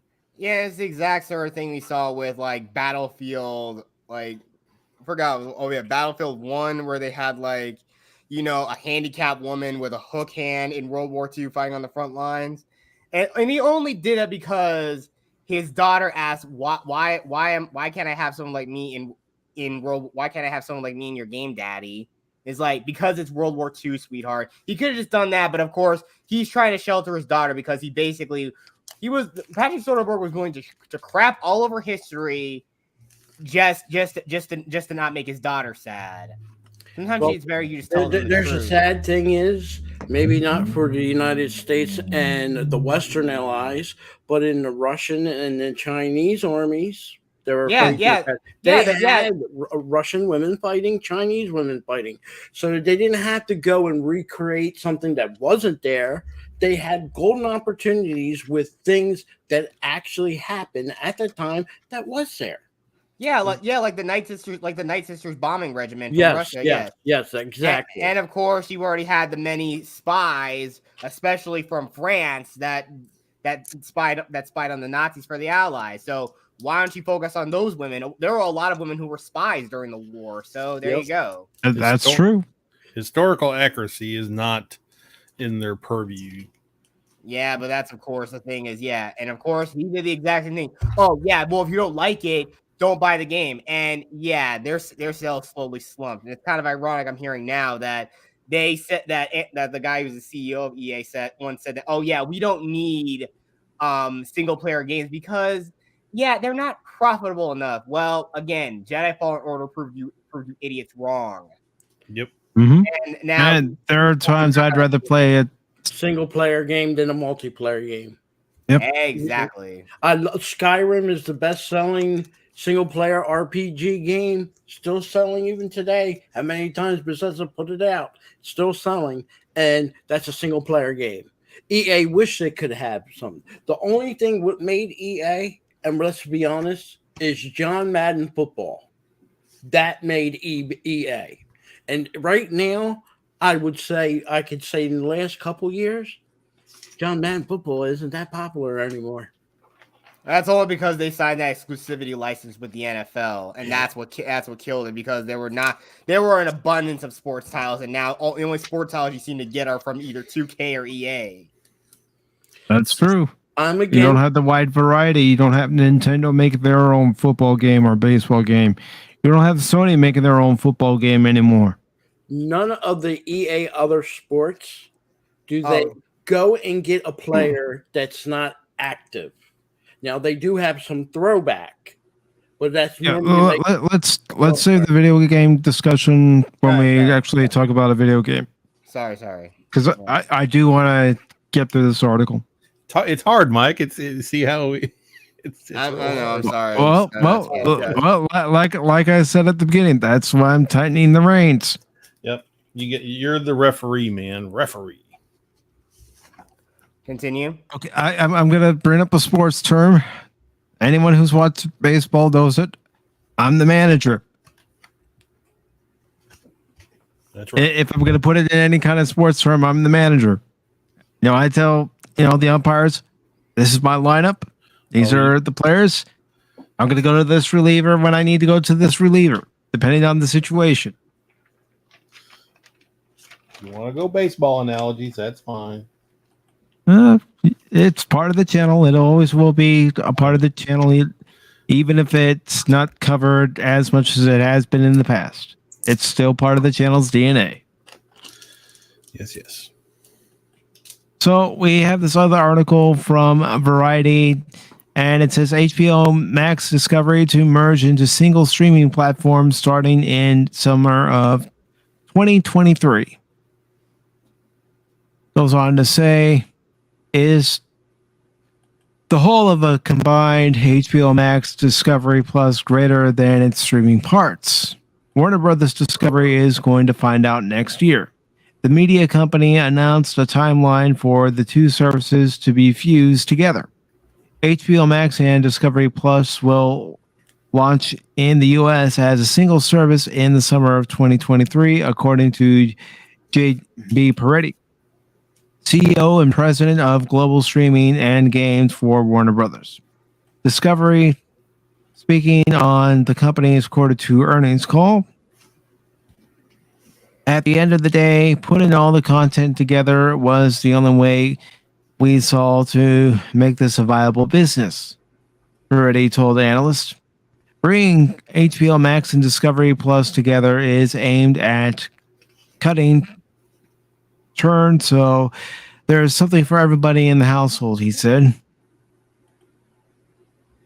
WBD did not announce what the new brand name of the merged service will be, nor did execs discuss pricing for the unified streamer. Warner Brothers Discovery is initially focused on the ad-supported and ad-free versions of the combined HBO Max Discovery Plus, Peretti said, but is also exploring how to reach customers in the free ad-supported space with the content. With that content is totally different from what's on the premium video on demand services. HBO may or may not be part of the name of the unified direct to consumer WBD platform, Peretti said. He probably meant the company is doing research on consumer perception of the HBO Max name, but HBO will continue to be a major brand. HBO will always be the bacon and the ultimate brand that stands for television quality, he said on the call. The merged HBO Max Discovery Plus will combine the best elements of both services. He said HBO Max has had performance and customer issues, but offers a rich set of features. Discovery Plus has more limited features, but provides a more robust underlying delivery infrastructure. So you take the best of both worlds and combine them and see how it works in beta testing before you launch it out to the rest of your customer base. After the summer 2023 rollout in the United States, WBD plans to take the unified HBO Max Discovery Plus platform to Latin America in the fall of 2023, Europe in early 2024, Asia Pacific in mid 2024, and additional markets in fall 2024. In the second quarter, WBD's HBO Max, HBO, and Discovery Plus subscribers combined were 92.1 million, up 1.7 million from 90.4 million the prior quarter. That's up 22%, 75.8 million on a pro forma basis versus a year earlier. By 2025, WBD expects to have 130 global streaming subscribers, and that's its direct-to-consumer business. Says will generate $1 billion in earnings before interest, taxes, depreciation, and amortization. Peretti said the company expects the EBITDA losses for the streaming division to peak in 2022 with long-term margin potential of 20% or more. Currently, HBO Max is available for $14.99 a month without ads and $9.99 a month with ads. In the US, Discovery Plus is priced at $6.99 a month without ads and $4.99 a month with ads. The company previously announced intentions to combine the two flagship streaming platforms, HBO Max from the legacy Warner Brothers Media spun off from AT&T and Discovery's Discovery Plus ahead of the closed deal, forming Warner Brothers Discovery. CFO Gunnar Weidenfels in March broadly sketched out a strategy to combine the streamers, saying that initially it would sell the pair as a bundle before fully integrating them. The merged HBO Max Discovery Plus will smash together thousands of hours of programming, disparate slate spanning scripted, reality, and documentary content, and will look a bit like a mini cable TV bundle. WBD took a step Thursday toward unifying HBO Max and Discovery Plus on the content side, announcing that Chip and Jonah Gaines Magnolia Network programming will be coming to HBO Max this September while remaining on Discovery Plus. So they're already taking the steps toward unifying the two services. And I don't know, it may be a good thing to have all these services under one umbrella, but if they don't work out any kinks in the app, then customers might be pretty upset. What do you guys think? I'd say they need to fix. I'd say if it's a serious problem, then they need to fix it. They're gonna send it out to other regions. Yeah, they can do it. I mean, other streaming services have perfectly fine apps, and they don't have a lot of issues. So it's, it can be done. All they got to do is spend a little money, hire some good people, good programmers, work out the bugs. If they're gonna be that big of a corporation, drop some coin, get somebody good. Lots of people have got good apps and good streaming programs, so it can be done. Well, I have HBO Max. Never had a problem with any of their services on there. So if they want to add and then later change with Discovery, it's stable, so it's good. But I'm going to be honest, with all these streaming channels and everything, a company like Disney don't have enough to offer. I have it. I'm going to cancel it. There's not enough on there. So yeah, not to mention they censor a lot of stuff, and they think. Yeah. I think I even heard they're gonna put the Orville on Disney Plus sometime later this year, which I think is a mistake. I think the way if I'm looking at the streaming service, I'm to see out like HBO and everything, as opposed to like what Disney did, which was late in the game. You don't have, when you don't have a lot of content, and even though they are making content, when you don't have enough options there, other movies that aren't, HBO Max, they have a good selection of movies. But I will be honest with you, 90% of their movies and shows are shows that are reruns or older movies. Yep, 40 years. Nothing new on HBO Max is really that great. Nothing. So you have to ask yourself, even if I pay $10, I don't care about the commercials. I lived with commercials all my life. So it ain't going to bother me, and I'm not giving them $4 extra. But they don't have enough content. I can get more content free on YouTube and watching movies on YouTube than I can paying $10 to HBO Max or buying the package over there with Hulu, which isn't that great to me, or ESPN. But why would I want to have ESPN? Because that's garbage. And Disney.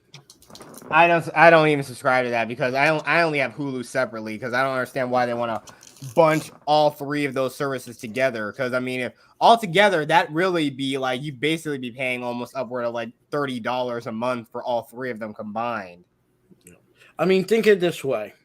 You now know why before they did the streaming services, how we were getting shook for money by the cable companies. Yep. So, yeah, on one hand, it's better than having cable. You control the programming, what you want to watch, and the shows you want to see. If you want to watch it over and over again, you have that ability.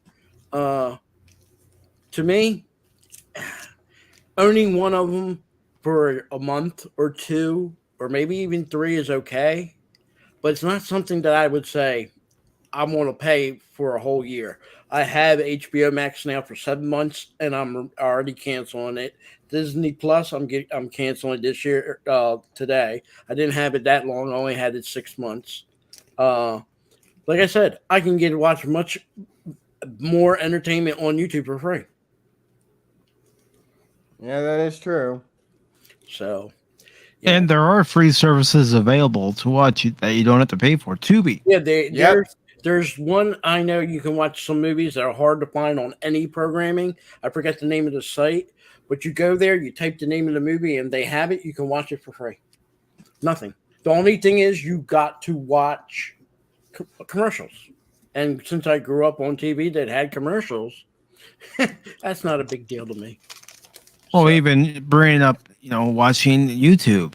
They have movies available without, having to pay for the movie. You have to sit through the commercials like you're saying, but what's a 30-second commercial? It's nothing. Nothing. Not worth to pay the $5 more to get it without. That's ridiculous. Think about it. Every movie or show you're watching, you're paying more for a privilege not to have a commercial.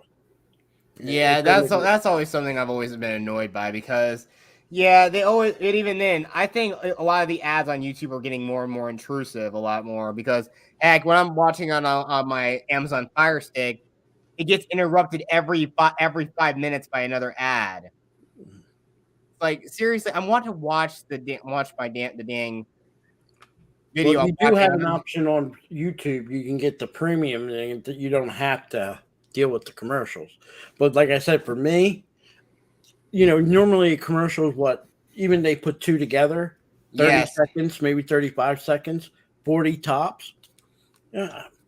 Back in the day, we used to love the commercials because in the 70s, we had awesome commercial. Ancient Chinese Secret, Don't Squeeze the Charmin. We had some great commercials that people would watch. But yes, back in the day, people would watch the commercials for the commercials. People would laugh at the parquet commercials. Oh, yeah. Or Where's the Beef for Wendy's? Yeah, or all the amazing all the crazy commercials they put out during the Super Bowl. Yeah, people would watch those. That's about most things. But nowadays, like, some ads are so intrusive, they literally have entire full, like, podcasts disguised as ads now. Like, seriously, guys, I just want to watch the video I came to. I don't want to watch your thing to try to promote your whatever you're trying to do. Yeah, what if you're on YouTube and, like, you're trying to watch a video and then all of a sudden they pop up an ad that's an hour and a half long? Yes, like I said, I've seen it's happened to me dozens of times. And again, I know, but if I'm watching it on my desktop, at least I've got ad block, so basically it'll go right to the video. But other devices, I can't really do that.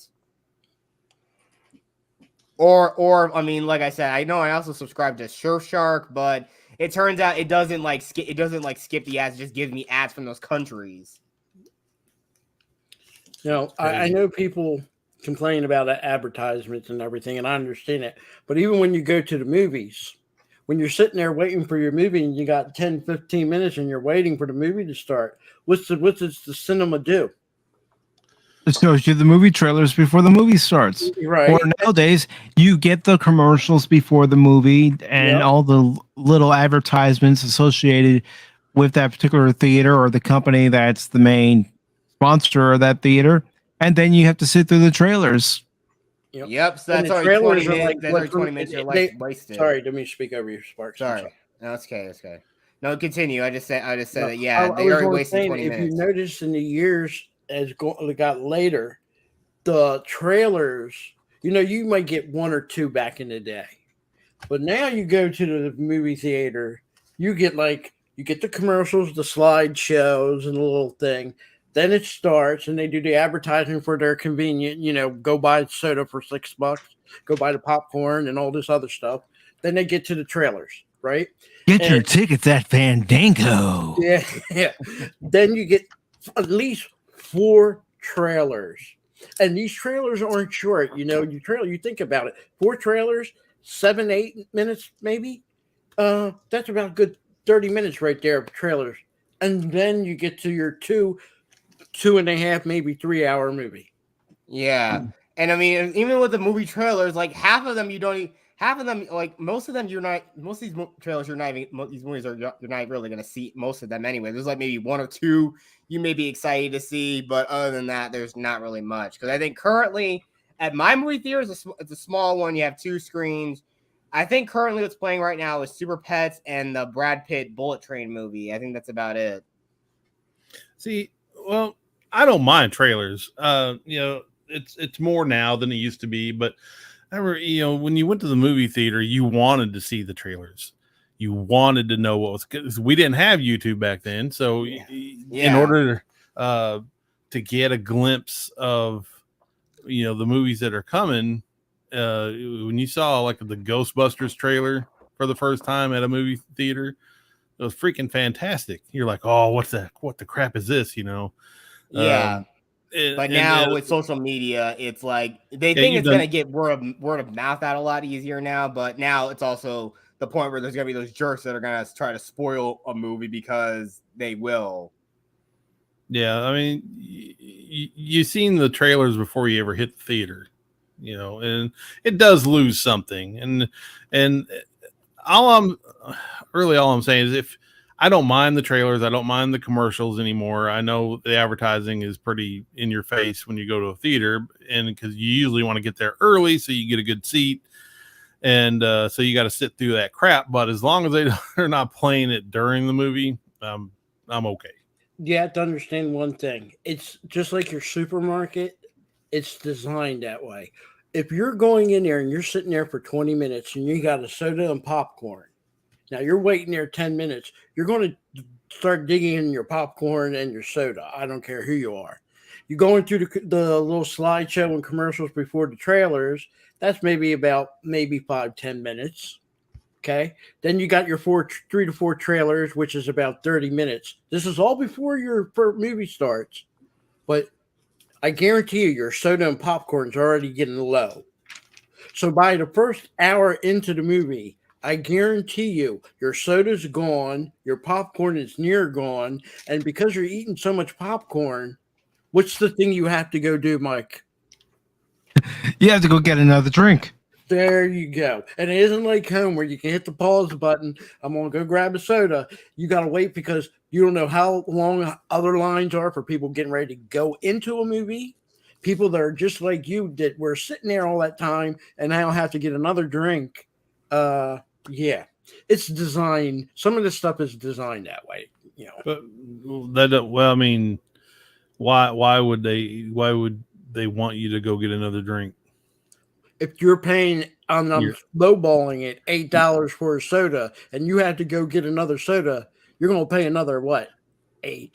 No, I don't know about a large, and depending on your theater, you get that large, and if you want to come back for a refill, you better believe I'm going to go back for that refill. Most people, I don't know how you guys theaters work where you are, but most people get just buy the combo for $10 or $11, and they get refills on popcorn and soda for nothing. So, not in mine. Around here, to go to the theater, not talking about tickets or anything, just talking about the soda and popcorn. Let's say you go large popcorn, and I'm lowballing it here. On average, it might be about $12, $13. Soda, you're looking around $8 to $9. And we don't have sales tax, thank God, or you're going to jack the prices up on that. But that's just about average. And again, I'm lowballing it. And that remind you, that's you just don't have a combo. Some places do, some people don't. Some places don't. If you're going to like your Regal Cinema, sometimes they do. There's a couple independent ones, and I forget the other cinema company that we have. AMC, I think it is. So yeah, it all depends. It all depends. Sometimes it's also like what you used to get the matinee. You get the matinee, you get a discount on your ticket. Sometimes they give you a discount on the prices on your items you can get. So, yeah, I haven't seen that in forever. So, yeah. So moving on here, I have this story from comicbook.com, and it says Deus Ex Studio reportedly wants to do what Cyberpunk 2077 couldn't. And what is that? Make a good game? I don't know.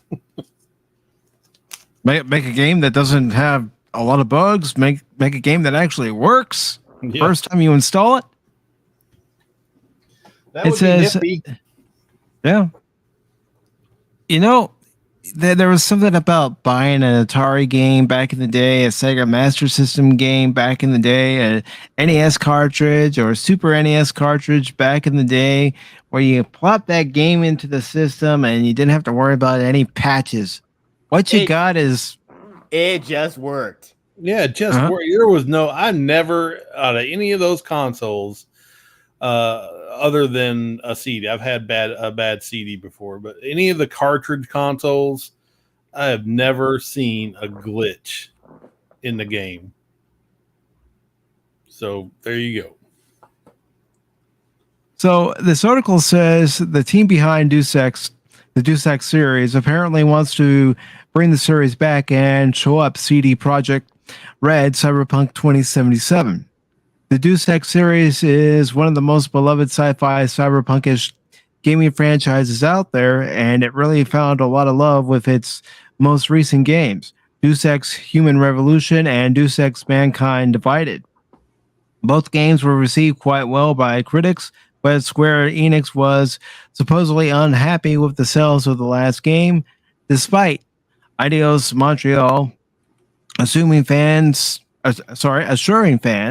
that Deus Ex wasn't dead. The developer went to work on other games, such as the beloved Marvel's Guardians of the Galaxy, which also disappointed Square Enix sales-wise. And I've seen streams of the Avengers game, and that game looked bad. The controls especially look bad. I thought people liked the Guardians game. I mean, the Avengers game, it's basically just Warframe. That's all it is. Nevertheless, it seems that there may be more Deus Ex on the horizon.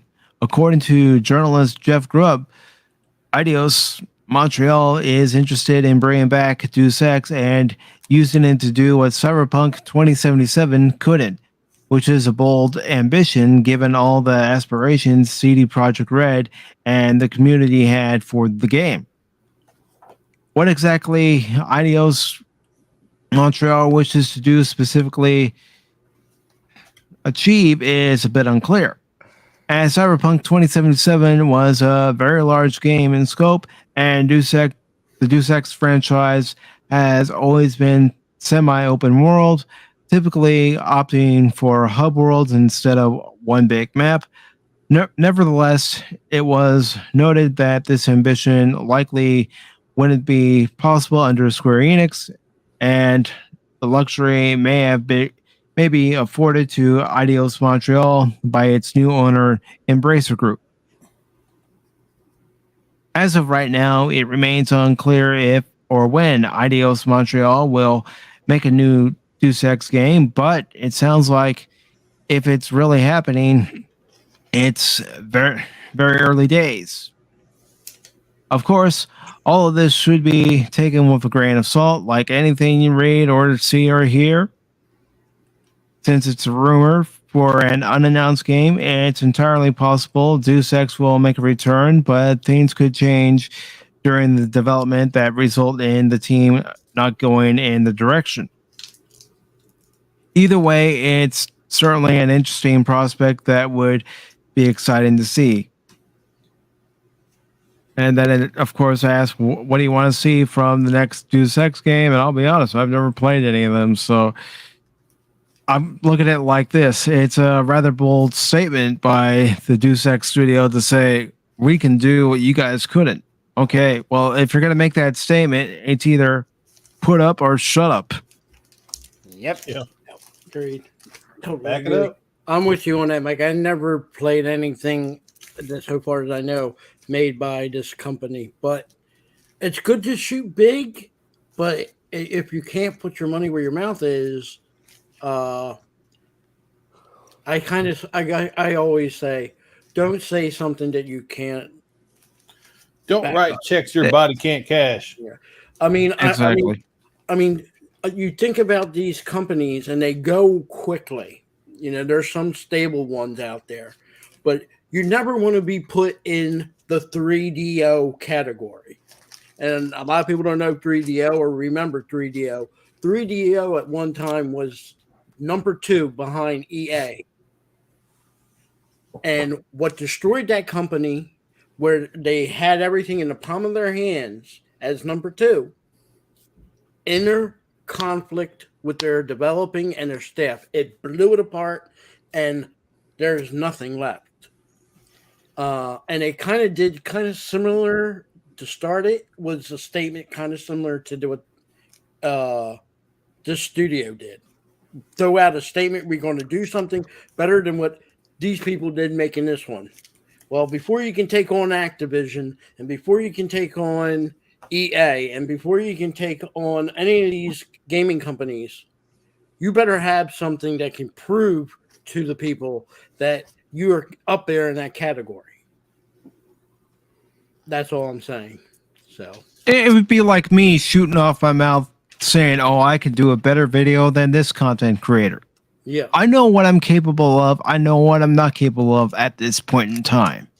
So I'm not going to shoot off my mouth saying that I can produce a video better than Anonymous or better than Dread Sparks when I know what I'm capable of at this particular point in time. Now, maybe as I learn a little more going down the road, maybe I'll be able to put out a better video. It still won't be as good as Anonymous's or Jet Sparks, but Yeah, exactly. It's- But I it's know a one what? thing. There Yeah, always but will be people who just want to hate on you. But I say to them, if you can do something better, if you can do it better than I can, do it. But no, but there are just people who want to just hate on other people because it's just that classic thing, like it said from the interview. They hate you. They only hate you because they ain't you. well, I will use this example when it comes to gaming and people making statements. You don't also, the biggest one, even more than 3DO, Kurt Schilling in that studio that he had.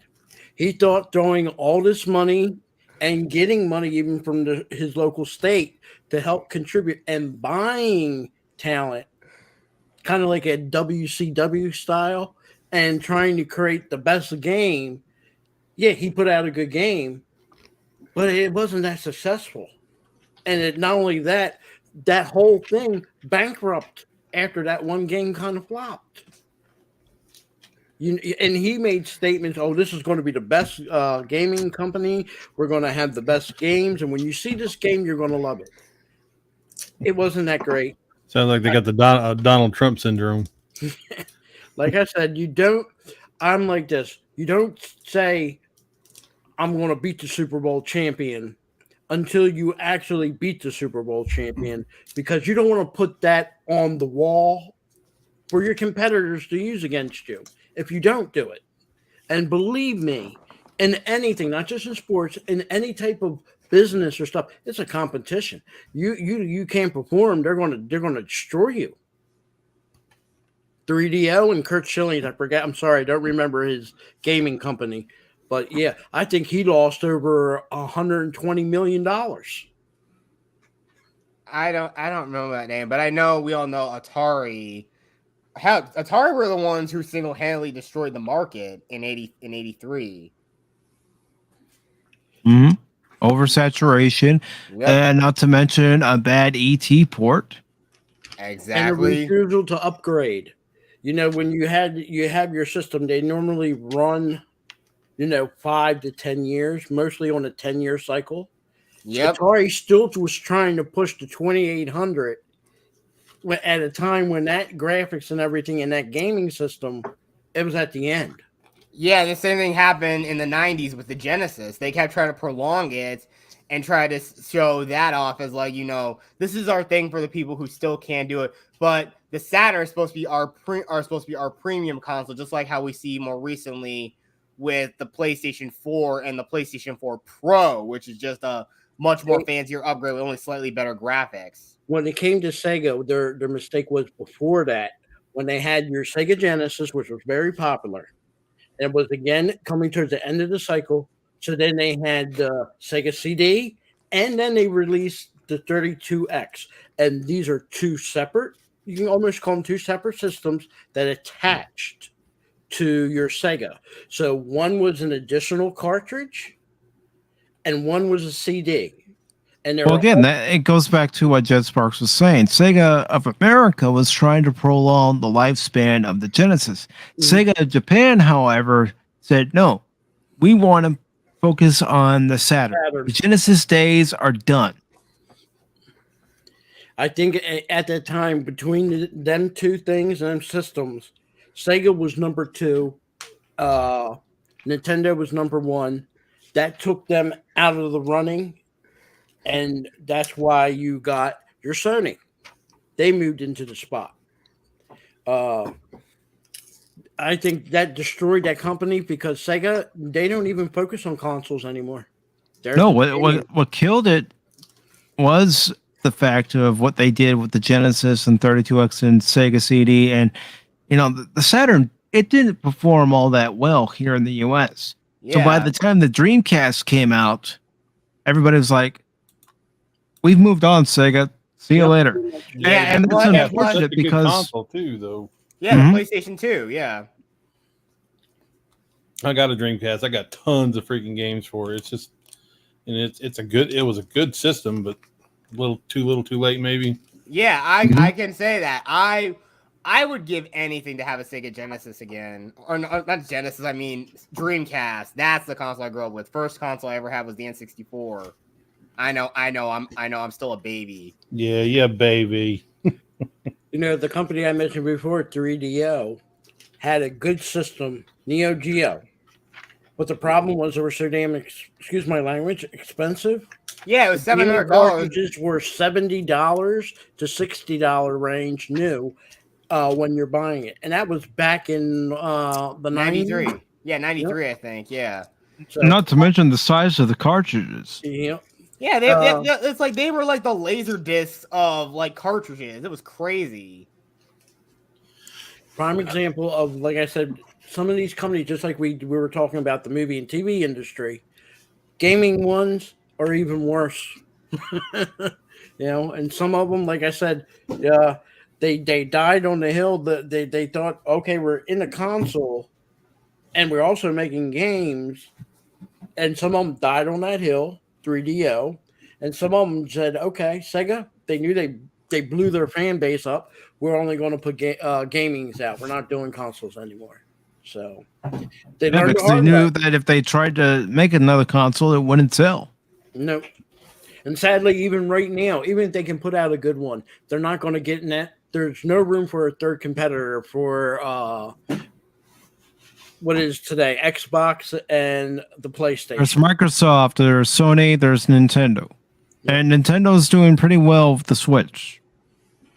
So there's a lot of people want that retro play.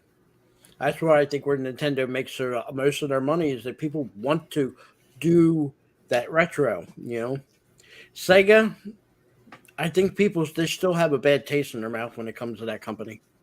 Just that's my opinion. Just Well, the problem with Sega, and I've seen this with Sonic Origins being released, is they botch their own releases.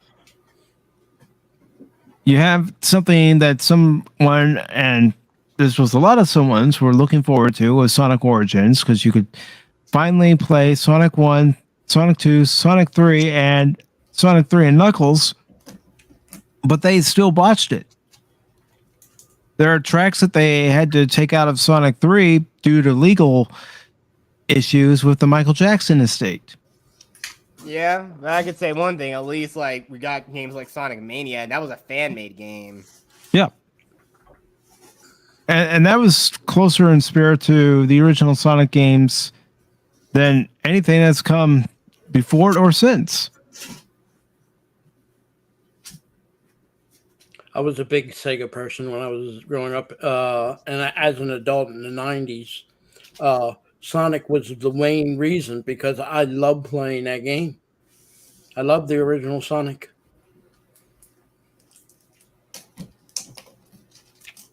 And there's nothing wrong with it. The original Sonic is a great game. You listen to that soundtrack, I've heard people say, I've read articles where they say the Sega sound chip wasn't easy to program for. And then other people say, well, if you don't have the right tools, then you couldn't get the most out of it. Because I've heard some tracks on the Genesis that sound like crap, and then other tracks that make you go, that sounds awesome. As a matter of fact, you know what? Let me back up what I'm saying and take away this story real quick. And I'm going to bring up something to give you an example, a little comparison. So, real quick, let me bring it up.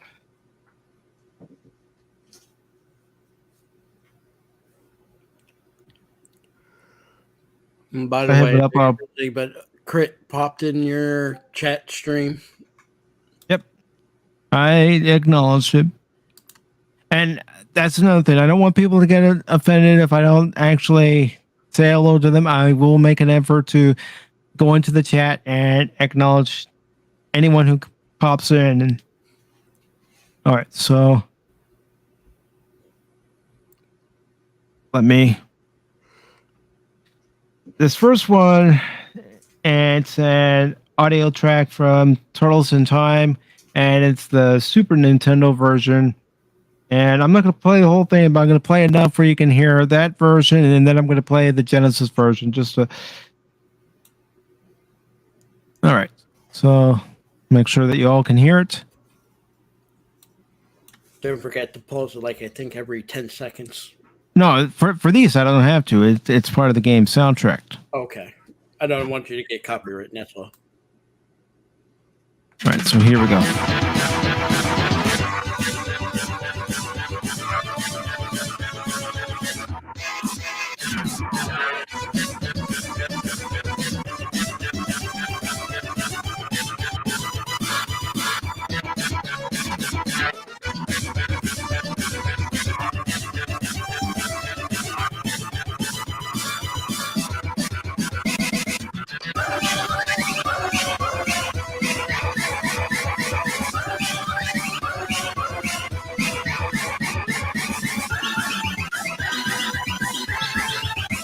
All right. So that's enough of that version. Now let's go ahead and play the Genesis version. And after I'm done playing the Genesis version, I want everybody to say which version they prefer. I already know which version I prefer, but I want to hear it from you guys.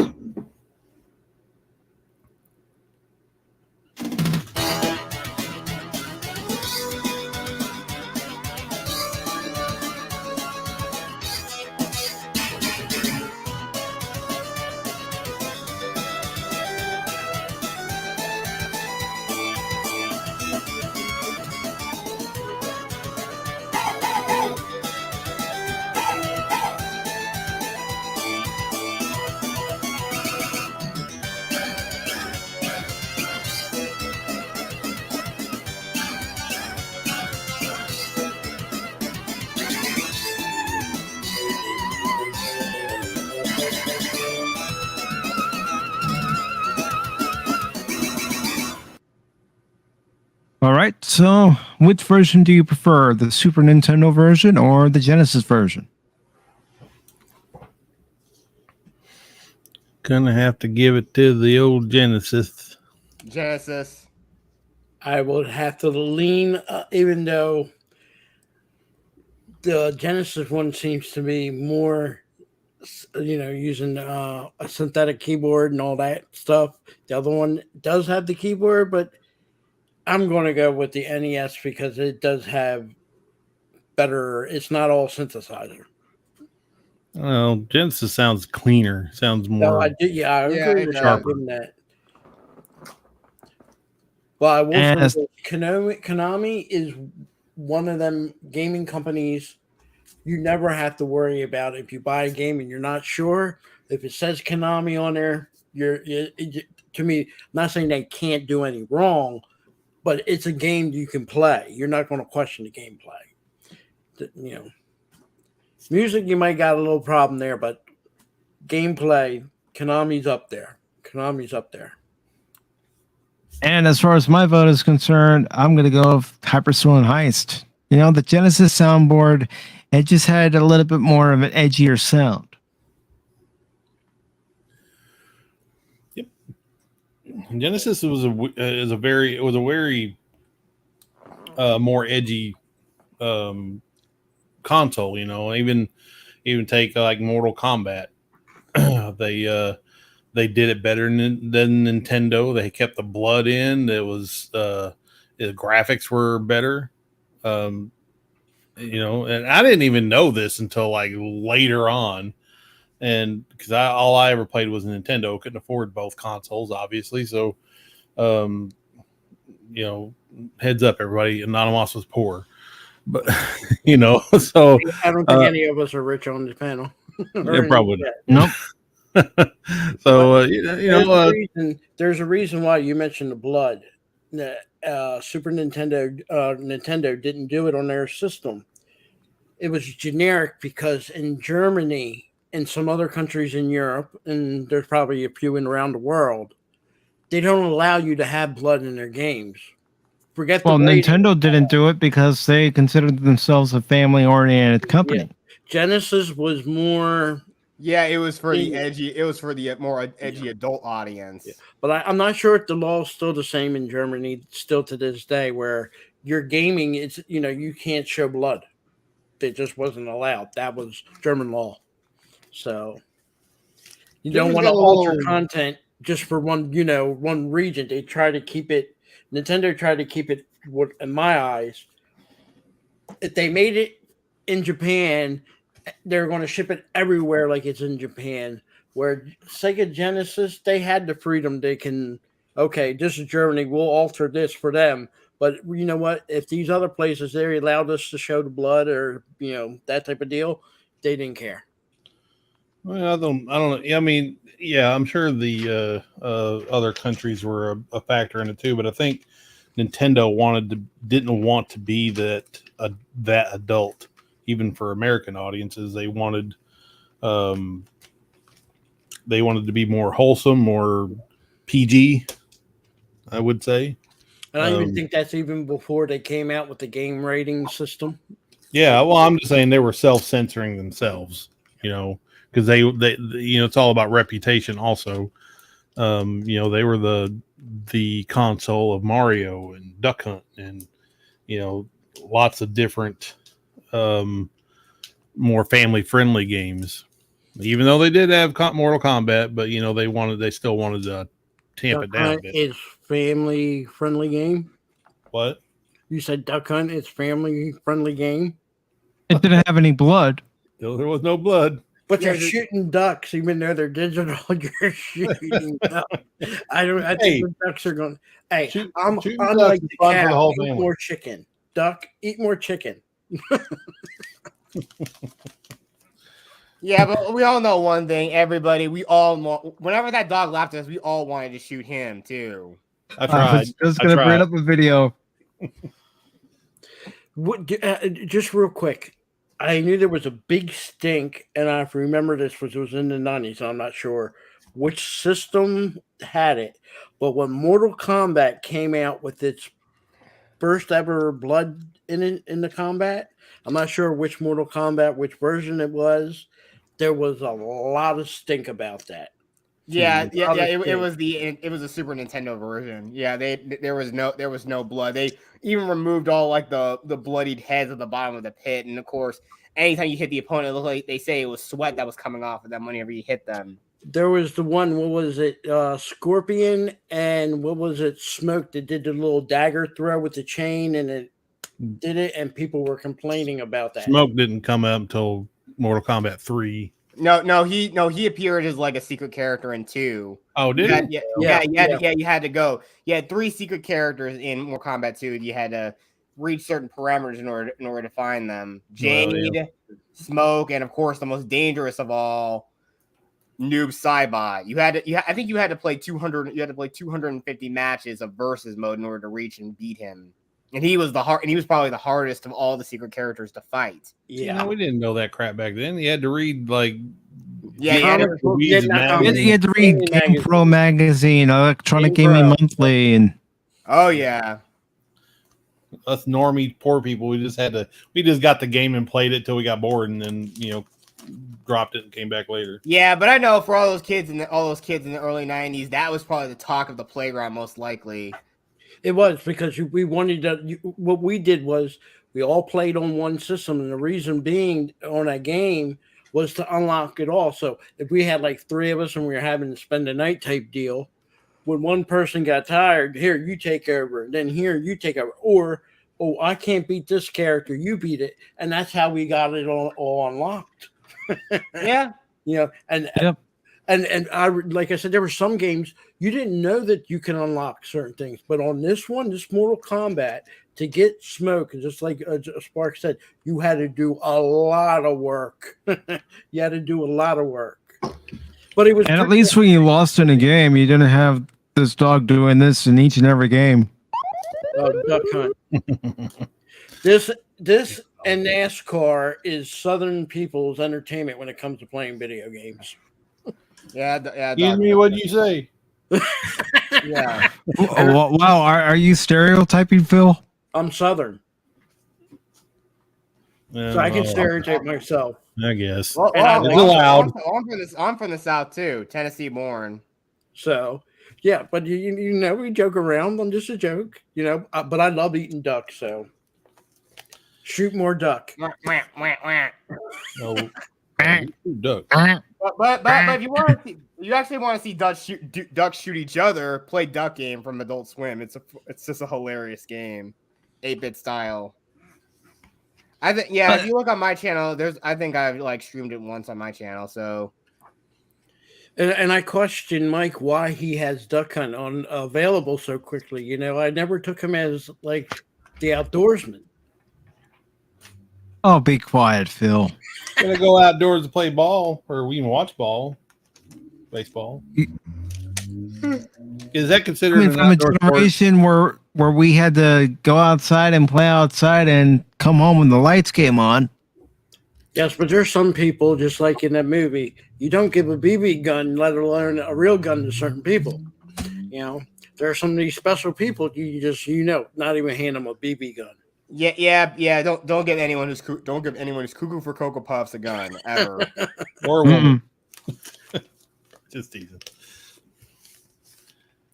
All right. So next one. going on to this next article, I know we got in a little tangent, but you know that one I'll allow it. I'll make an exception. Crits being called by Godzilla.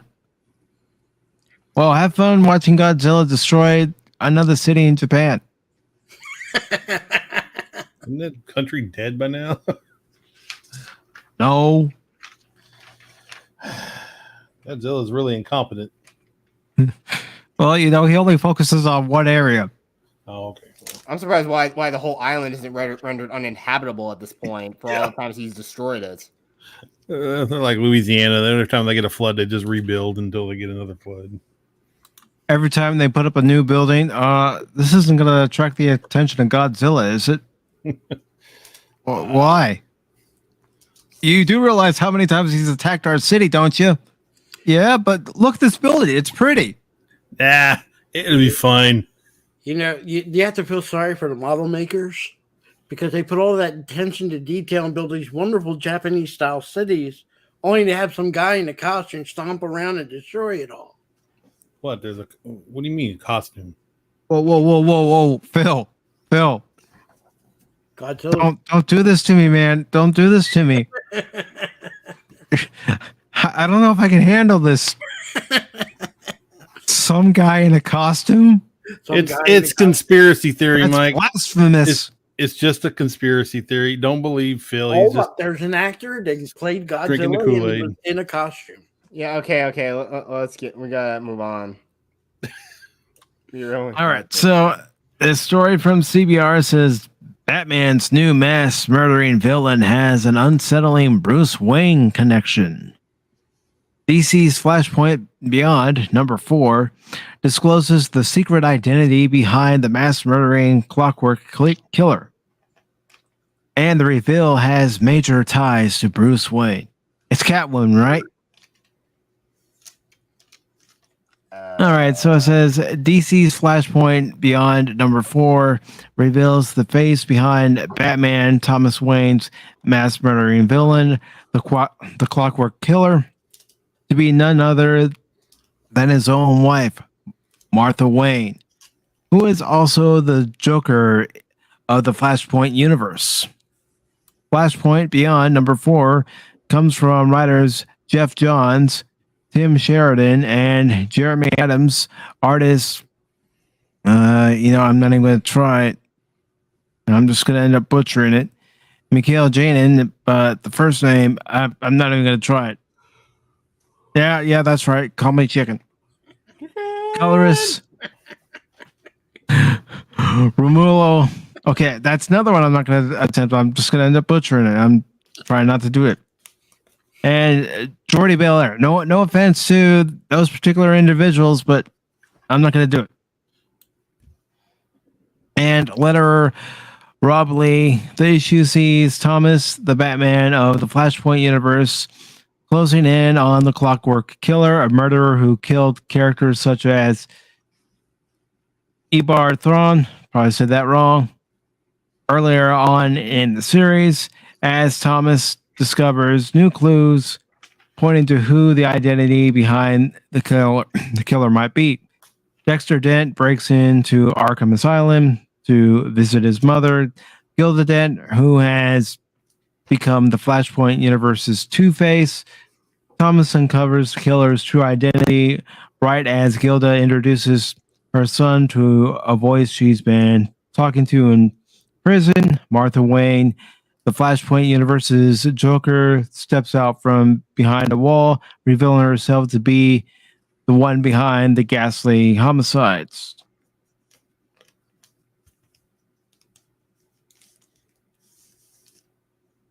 In the Flashpoint universe, Bruce Wayne was killed by Joe Chill in Crime Alley.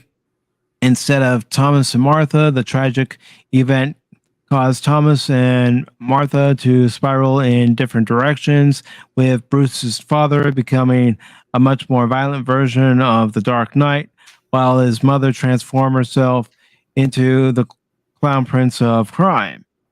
Martha kidnaps Harvey Dent's children and inadvertently causes Commissioner Gordon to shoot Dent's daughter when Martha dresses up as the Joker. Batman arrives and briefly gets through to Martha. However, she then runs away and falls into a pit, seemingly causing her death. The nature of how Martha managed to return from the grave in Flashpoint Beyond #4 remains unknown at the end of the issue. The end of Flashpoint Beyond #4 teases a twisted reunion between Martha and Bruce Wayne. Bruce is working with Corky Baxter to find a way to reach his father and the Flashpoint universe. However, Corky warns him there could be trouble ahead as they advanced on this mission. Your mom, she had a lot of secrets, Corky tells Bruce. Had a lot of problems. Things you don't know about. Things from her past. Things you didn't realize your dad was going to have to face in there. You see, I warned you, Batman. I really did. You don't know everything about everything this time. You don't know the truth about your mom. Flashpoint #4 features cover art by Mitch Gerads and variant cover by the name I cannot pronounce. Jim Chung, J. David Ramos, and Francis Monopole. The issue is on sale now from DC. So it's an alternate universe story. And yeah, I'd stay far, far away from her. Nope, I see her coming. I go in the opposite direction and I run. I don't walk, I run. Sounds peachy. Yeah, it sounds interesting. I don't know if I'll read it, but it seemed interesting to me. So I thought, you know what? We'll talk about it this morning. Yeah, I know. I like how some of these Batman stories, they do kind of change up, like the origin story of we think that, like Thomas and Martha Wayne were actually these very good natured Samaritans of Gotham City. But we also have like the other sort of things like in the comics and even what we saw in like the Batman Telltale games where they actually are connected to Carmine Falcone and helped him out in a lot of his wrongdoings in the city before Bruce was born. But this is crazy that Martha Wayne is actually essentially the Joker in this universe. That's crazy. Mm-hmm. I know flashpoints have a lot to do with Flash because Flash is capable of making these flashpoints in time. to me, in this day and age, time altering universe, alternate realities, not that it's a bad thing, but it seems to be used a lot more now because anybody don't have no ideas on how to create anything or make something different. If they do Star Trek, you got to do J.J. Abrams. What is that line? It's an alternate timeline. Mhm. And I'm not against it. Like I said, if you're in the Flash, then you got to accept time. Alternating timelines, alternate realities. That's just the way it is because that's what the Flash does. But as far as like Batman, comic books, okay, you can get away with a little bit like that. You can go deep into it. My fear is they'll get the idea. Well, let's do a Batman based on a Flashpoint. I wouldn't want to see this in a comic, not a comic, fine, but not in a animation or live action. Leave it there in the comic book. Some things are good for the comic books and comic books only. Yeah, and some things are just not even meant to be. Why the heck are they even making this? Like that Gotham High story where Bruce Wayne is obviously some eligible as for emo teenager, of course, and they try to make it like a YA novel or something. And they made him Chinese. I saw the thing on that Gotham High. I didn't understand that.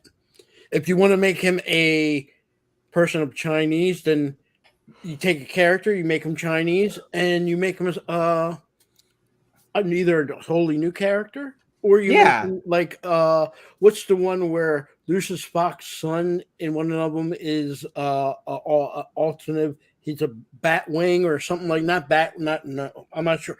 He does the thing. He's like in Batman. You can see the animation cartoons that they did with him, and that's fine. He doesn't have to be. Are you talking about Damian Wayne? Yeah, and I like Damian Wayne. Yeah. I know we already know, but Damian Wayne is Talia al Ghul and Bruce's son, his actual biological son. But I know people will still say that in many ways Dick Grayson is his son because eventually he essentially just took him under his wing and treated him as such. And I think there's even like one period where I think maybe at some point Dick Grayson does take up the mantle of Batman, which I want to see more stories of. He does it numerous times to fill in when something happens to Batman. But even in what was that one Batman Beyond, the one who plays Terry turns out to be a clone / want to call him a Batman. So even like I said, even in something there's some alternate in there, which is fine to mind a little alternate.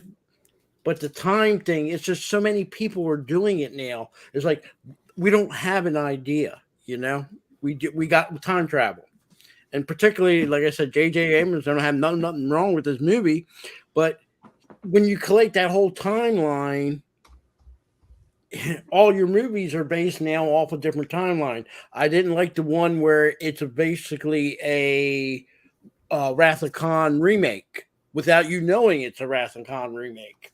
Till you realize towards the end it's exactly what it is, a Wrath of Khan remake. I think it's the second of the J.J. Abrams Star Trek. Yeah, that was Into Darkness. Yes. To me, like I said, you're seeing a thing when it comes to all our entertainment. They're running out of ideas. And one of their big solutions to either gender swap, race swap, the biggest one of them all, time travel. That's fine for Doctor Who. That's fine for Flash. But when you start doing it to everything in your thing, I even think Marvel has a version of it. Where Marvel goes, I think the last one of the movies where they go back in time with Wolverine. Real quick. My calculations are correct. When this baby hits 88 miles per hour, you're going to see some serious shit. Let's be clear. That's before, minus Doctor Who, that's before most of this time travel stuff. That's before. Yeah, I like that in Back to the Future. They kept time travel simple. If you mess up or you actually prevent your parents from getting together, you effectively erase yourself from existence. Yep. Yeah, this didn't. Back to the Future wasn't a multiple universe theory type. Yeah, of just time travel show. I don't really believe that stuff. Yeah, I simply say, yeah, if you alter something and if it's a major event, yeah, you could radically alter the future. But if it's like a small thing, like you say, you just prevent a friend from getting hurt. I know, sure, and also you want to go with the idea. I think the best type of thing we kind of did we also really get some existentialism with it is the movie The Butterfly Effect with Ashton Kutcher in it. You can't alter history without changing who that person may have been or who they become a little bit. That Time movie that was based off the classic novel that was made in I think the 1920s. Yeah. Time Machine. There's certain things, yes, that's good for the setting. But you have to remember, in this type of setting, before the Time Machine, that's original. But before Back to the Future, you get the one where Superman, because Lois Lane dies, yes, he runs. Yeah, Superman too. Yeah, he runs the opposite direction of the rotation of the Earth to drive the time back. Which in reality, even if you start rotating in a different direction, I'm sorry, you're right, Anonymous. Yeah, it's sorry, I don't mean to go off. Sorry. That's all right. And I'm not afraid to admit when I'm wrong. it's just a tiny little thing. It's no big deal. But yeah, we're going around the Earth was just. It makes no sense. Oh, obviously. I mean, he would have destroyed the Earth. Yeah, essentially. if he could actually have made that screwed up Earth's orbit at best, because I think the only planet we know that orbits clockwise is Venus. Yes, that's the only one. All right. So our final story of this broadcast is from MSN.com, and it's John Leguizamo criticizing the casting of James Franco as Fidel Castro. This is coming from the guy who was Luigi in the live-action Mario Brothers movie back in the day. And also, didn't he play that clown character in Spawn? Yeah. Yes. Yeah. Clown. Yeah, I forgot the character's name. I don't know. But the clown was named Clown. The other, his alter ego, the Violator. Yeah. Okay. So this article was posted on their website on Friday. It says, following yesterday's news from Deadline that James Franco is set to play Cuban revolutionary and former President Fidel Castro in the indie film Elena of Cuba, John Leguizamo is speaking out about the casting. He fiercely condemned the choice for Miguel Bardem's new film on his Instagram page, citing it is yet another example of cultural appropriation, considering Franco himself doesn't have Latino roots. Goes on to say, how is this still going on? Leguizamo questioned in his statement. How is Hollywood excluding us, but still in our narratives as well? No more appropriation, Hollywood and streamers. Boycott. This effed up. Plus, seriously, difficult story to tell without that. Whatever. Sorry. You're funny. Yeah, very, very funny, very funny. I know. I'm just tired. I didn't sleep well last night, so I'm going on fumes, folks. It's okay. Drink some coffee. Eat a Snickers. I don't drink coffee. Okay, well, good. I never acquired the taste for it, so.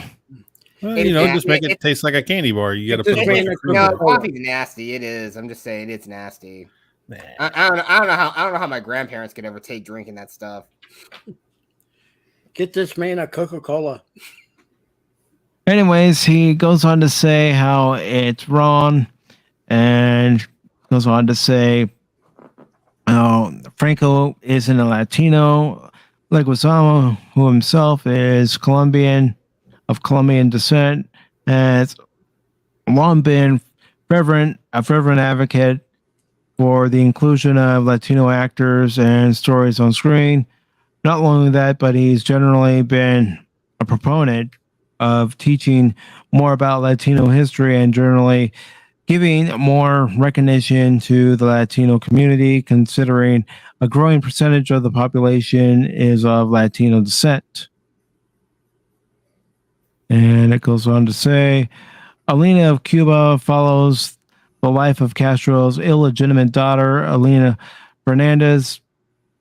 And it goes on to say, who was born out of a whirlwind affair between Castro and Cuban socialite Natalia Revoluta. And it goes on to say, at age 10, she finally learned the truth about her heritage once her mother finally revealed their tryst to her and grew up to become a fierce critic of her father's regime, facing arrest on multiple occasions. In 1993, she finally defected from Cuba to Spain and eventually made permanent residence in the U.S. Goes on to say, Leguizamo's Irie, however you want to say it, seems to be exactly what Elena of Cuba was looking to avoid when casting its stars. And thanks. Like I said, I'm running on fumes. It's okay. It's okay. Franco's casting was directly approved by Fernandez herself and came after an extensive search to find the best possible physical fit to play El Commandant. Among the best actors in the industry, John Martinez of Phelan, the film's lead creative producer, noted to Deadline the painstaking process that went into finding the perfect Castro. Finding and convincing James Franco to play Castro was fun and challenging process and has been the collaborative work of the universe because our director's original order was to find an actor who holds a close physical resemblance to the real Castro to build from, along with finding someone Elena Fernandez would strongly endorse. To get there on such a tough look cast, we used Fidel Castro's ancient Galician heraldry. Like I said, anyways, it goes on to talk about it, and honestly, this is just my opinion, but everybody who's anybody knows who James Franco is. I'm just gonna bring up a picture of him, and you tell me whether you think he's a good fit. He's Latin. I don't care what anybody's trying to say. Let me explain something. I don't like James Franco for his political views. He's an okay actor. The man is 25% Portuguese. Okay. Now, I don't know if people know what Latin is, but this guy, John, I can't say his last name, whatever you want to call him. Leguizamo. Okay. Unless you're from Lazio, Italy, they're the Latins.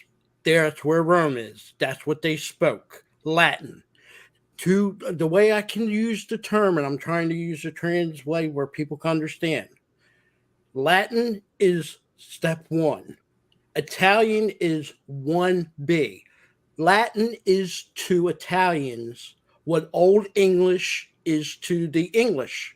In Old English, you say thee, thou, you use words we don't use no more. Art, because the language evolves. Now, there's 5 Latin groups. Latin and Italian, which is 1 and 1A. The next step, and you call it a step because it evolved, is your Spanish, your Portuguese, your French, and Romanian. Yeah, all the languages that are spoken in Europe are the root. Latin. Yeah, all the root is Latin. Okay. Yeah. Now, where he just, I can't say his last name, John. He is a third step. That means, and this is another reason why we call this Latin America. Latin America is because most of the countries from Mexico down were either ruled or settled by Spanish descent, French, and Portuguese. Again, James Franco is Portuguese. Yep. Brazilians are Portuguese for the most part. Mm-hmm. But these countries are third steps. He does to me. I'm Italian. The state next to me is Lazio. That's their people. It's like somebody. How can I put it to translate?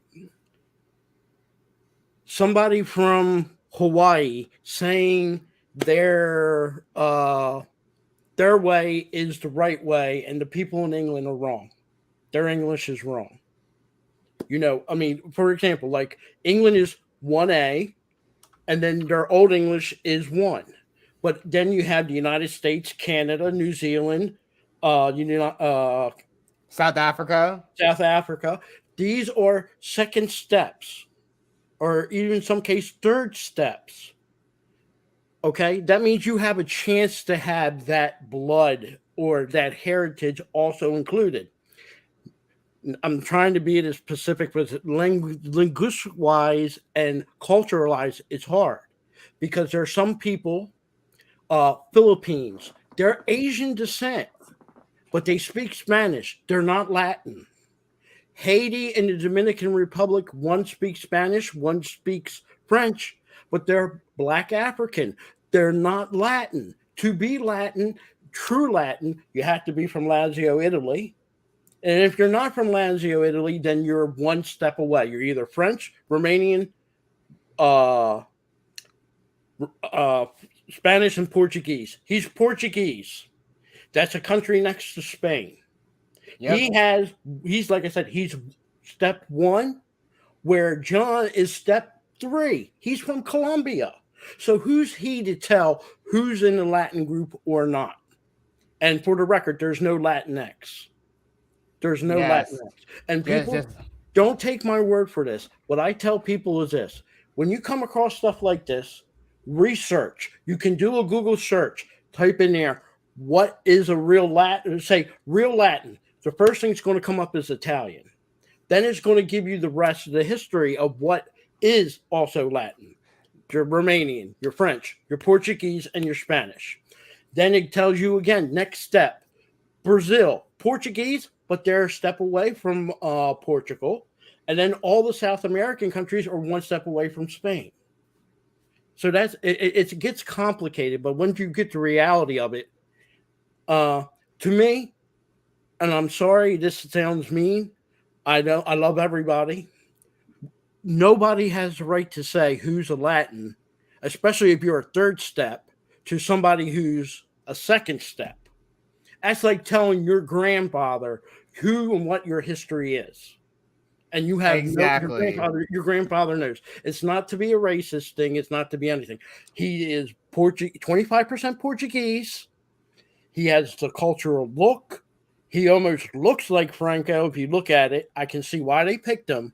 But to say he isn't Latin, well, I'm sorry, John. You're 3 steps away. He's more Latin than you. And I'm more Latin than him. That's one of the things I was going to say, too. You look at James Franco on the left in this picture, Fidel Castro on the right, and he does have a similar resemblance to him. So why not cast him? Unlike this, Mike, there's certain cases, you know what? I don't want to see somebody that's not African American or African in general play Shaka Zulu. To have a person of white color and descent, it just doesn't mix. But certain example, look, Ben Kingsley did a good look of Gandhi. He wasn't Indian or anything, but he managed to put the tan, he managed to do the looks and the mannerism. But he's English. To say you had to get an Indian, if they could have found a guy to play his part and he happened to be Indian, okay. But you know what? You can't just pigeonhole somebody into things. But with this John, again, I can't say his last name. See, I'm like you, Mike. I can't say his last name. You're kicking the door of somebody that's in your cultural group. Portuguese and Spanish are neighbors. They're right there. Yeah. And to say he isn't Latin, you just insulted every Portuguese and everybody in Brazil who are just as much have a claim to Latin than he does, and even more so. And the reason if I sound angry, I'm Italian. Latins come from me. The Romans spoke it. So if anybody can say who's Latin and who's not, who do you think would say that? But I would never say that he's not Latin. I don't care if he's only 5%. I think it's more, forget the Latin thing and all that. I think he was upset he couldn't get the role. That's what I'm thinking. Some of these people, it's jealousy. That's what it is. That's what I figured. Well, if he can't play Castro, he can still play Che Guevara. You know what? Can I, as an Italian, get mad because John played Luigi? He didn't get an Italian actor? Yeah, exactly. It's the same thing you could say with Jean-Luc Picard. Yeah, in he's the show, French, to play a French he's guy. supposed to be French. Yeah, he's French, but he's played by a British man. Same thing with Mathis in Casino Royale. In the original book, Mathis is supposed to be French himself, but the actor who plays him is Italian. It's, I say if you can get somebody that can pass the role. Look, George Scott played a good Patton. He also played Mussolini. He's not Italian, but he can play the part. I have no problems with it. Long as they can get someone that can pass it, if he can pass it. Now, to have George C. Scott play Shaka Zulu, I'm going to say no way in hell would I ever accept that. You got to have a black actor, in that case, playing that role, okay? That you have to. You can't have an Italian play a Chinese role. You got to have a man of Oriental. I can see a Vietnamese. I can see a Korean. I can think of Chinese. You can insert there. They can pass it. But you don't see that in acting over there in the Orient, where Vietnamese tells a Japanese guy, you can't play this role. You're not Asian, Oriental Asian. Why is this going on? And like I said, I particularly hate the Latinx thing. It doesn't exist. It isn't there. So, hey, no, I'm sorry if I sound a little angry. Was it Tilda Swanson that played the Ancient One in Doctor Strange, and there were people that were up in arms about it? Yeah, they were angry because they changed the role. Look, I can understand that. Yeah, I know that Doctor Strange comes from. I know again. The character, or at least the Ancient One. I think it's mostly because they just changed something up to make it true to to try to make it not because I think it wasn't true to the comics. I think that was the reason why. No, they were mad for that. No, yeah, it wasn't true to the comics. They changed a role because they didn't want to put Asian in the stereotype. Yeah, that is true. That is true also. And they were afraid of that, and then everybody complained that you turned it into a white woman, and then you took a I don't know where this whole you have to be actually handicapped to play a handicapped person. You actually have to be of a certain nationality to play the nationality. It doesn't make sense. It's a new thing. I know it don't make sense. It's a new thing, and it's just an NPC download that they got. Somebody woke said that he looks at James Franco, looks it, and again she made sure he might not be of Spanish origin or Spanish descent. He's Portuguese. That's right next door. Right. Exactly. It's like they don't see Portuguese as like true like Latin, but still it's just like it's the same thing about people saying, oh, well, Spanish is a Mexican thing. No, Spanish comes from Spain, dummy. There you go. Exactly. And you know what? I look at it like this. It's Fidel Castro's own daughter who says, yes, James Franco can play my father. She has the final say. She has the final approval. Yeah, not you, not me, not anyone else. She has the final approval. And that's the same thing with me with any stories I'm writing. If you get unless they get my blessing to do it, and I get a final say on certain casting, yeah, you're good to go. But if you go against my back, basically that project is not getting off the ground. It's not going anywhere. That should be how it is with anybody. Because at least, yeah, his own daughter actually approved of this. I mean, think about this. If you're calling a Latin branch, and that's exactly what it is. There's only one Latin branch, and he's like I said, I'm a trunk on the tree. The other 1As are tree branches. He is from Colombia. He's the leaf. Okay, that's not diminishing him. That's not saying that he's not Latin. It's saying how the steps are. This man here is second step. He is Portuguese. When you're attacking your own branch, your own race, when you're saying that he's not Latin. So I would, you know what? He could say that here in the United States. I dare him to go to Brazil and Portugal and say he's not Latin. I dare him to go and say that. And you want to know something? He knows it too. It's like, to me, what I'm saying is it's more of he didn't get the role. He wasn't asked to play it. Guess what? A lot of good people don't get the roles. What's his name? Mel Gibson could have done Gladiator. That's a fact. It was his role. He chose not to accept it. So Russell Crowe got it. So can he get mad? No, because he was in a good movie at the same time called The Patriot. And he was also nominated for an Oscar. You know, he just happened to lost to Russell Crowe. Does you say, that should have been my role? You know, it does. These actors sometimes, when they don't get roles, that's when you see them complaining. And that's just, to me, he's not getting the roles, I guess, and he's mad. But to call him out and say he's not Latin when he's Portuguese and he is Latin, you know, that'd be like a Scandinavian from Denmark calling somebody from Sweden and say, you know what, you're not Scandinavian. Would that make any sense? Or somebody down south saying, guess what? You're from Mississippi. You're a little weird. You're not Southern. Yeah, exactly. It makes no sense. But here, like I say though, if there's any person that John Leguizamo can play, he can play Che Guevara. He practically looks almost like a dead ringer for the guy. He even has almost the same mustache as he does.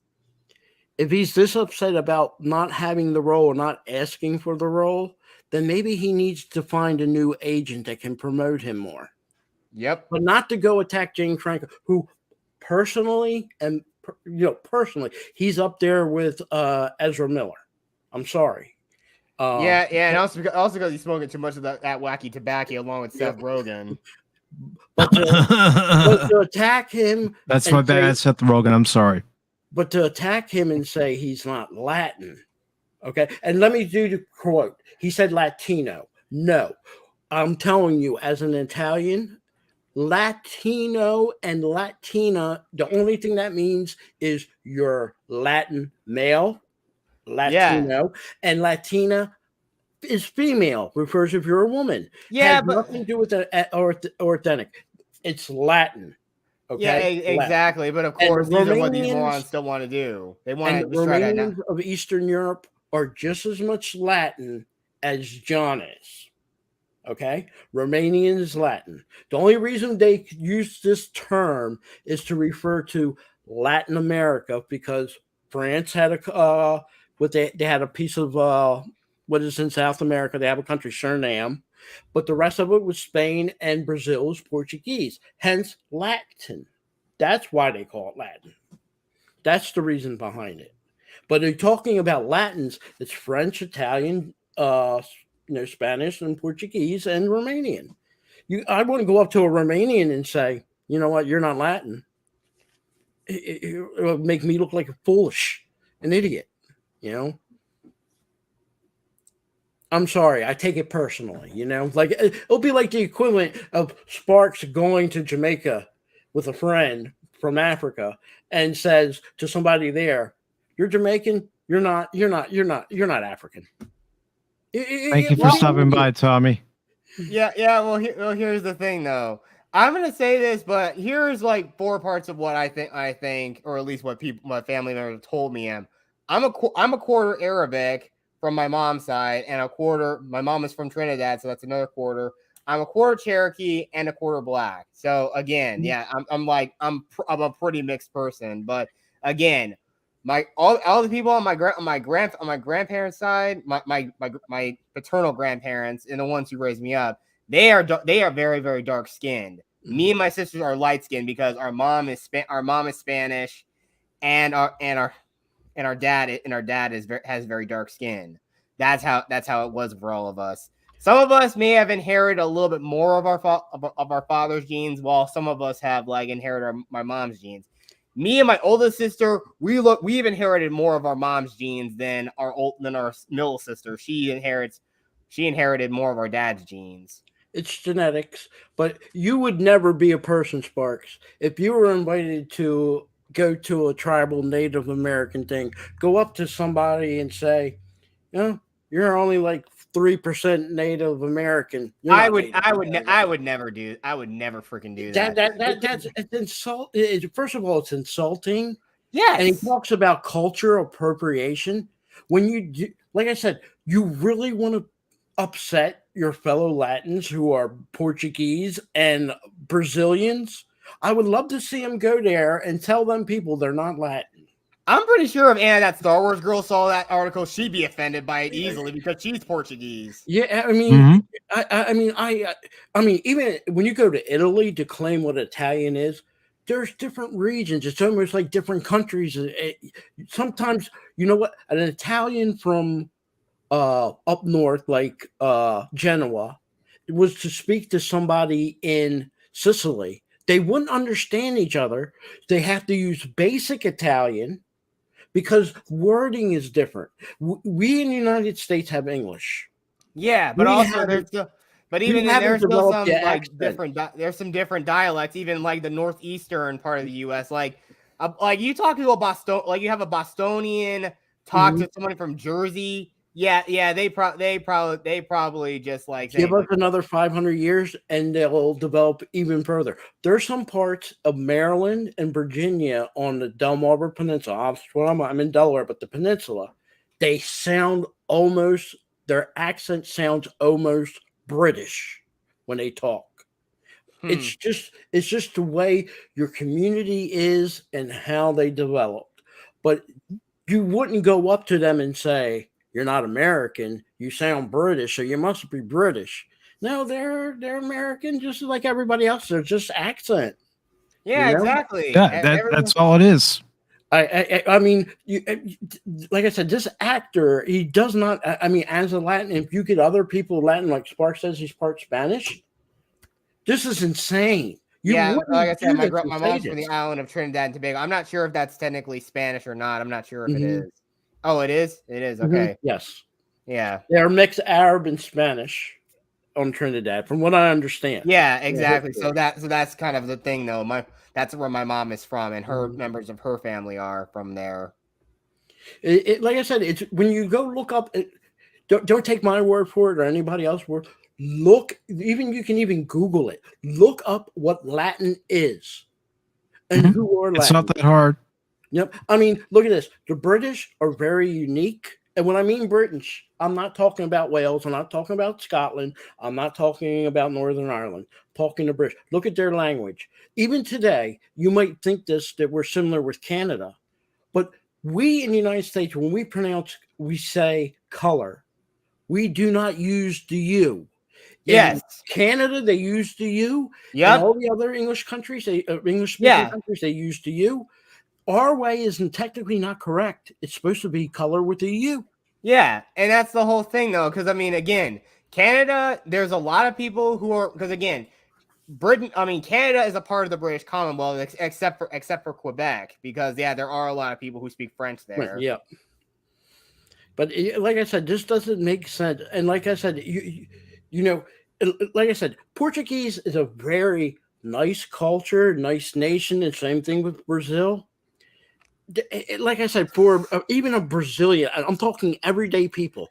If a Spaniard went to Portugal, which is they're right next door to each other, there's no one in Portugal is going to say to a Spaniard, "You're not Latin."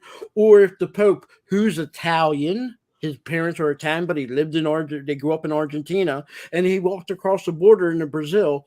The Brazilians aren't going to say first, you're not Hispanic, you're not Latin, and it's insane. It's insane.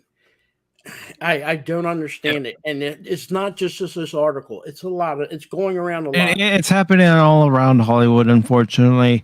Even in And sports, it's starting to happen.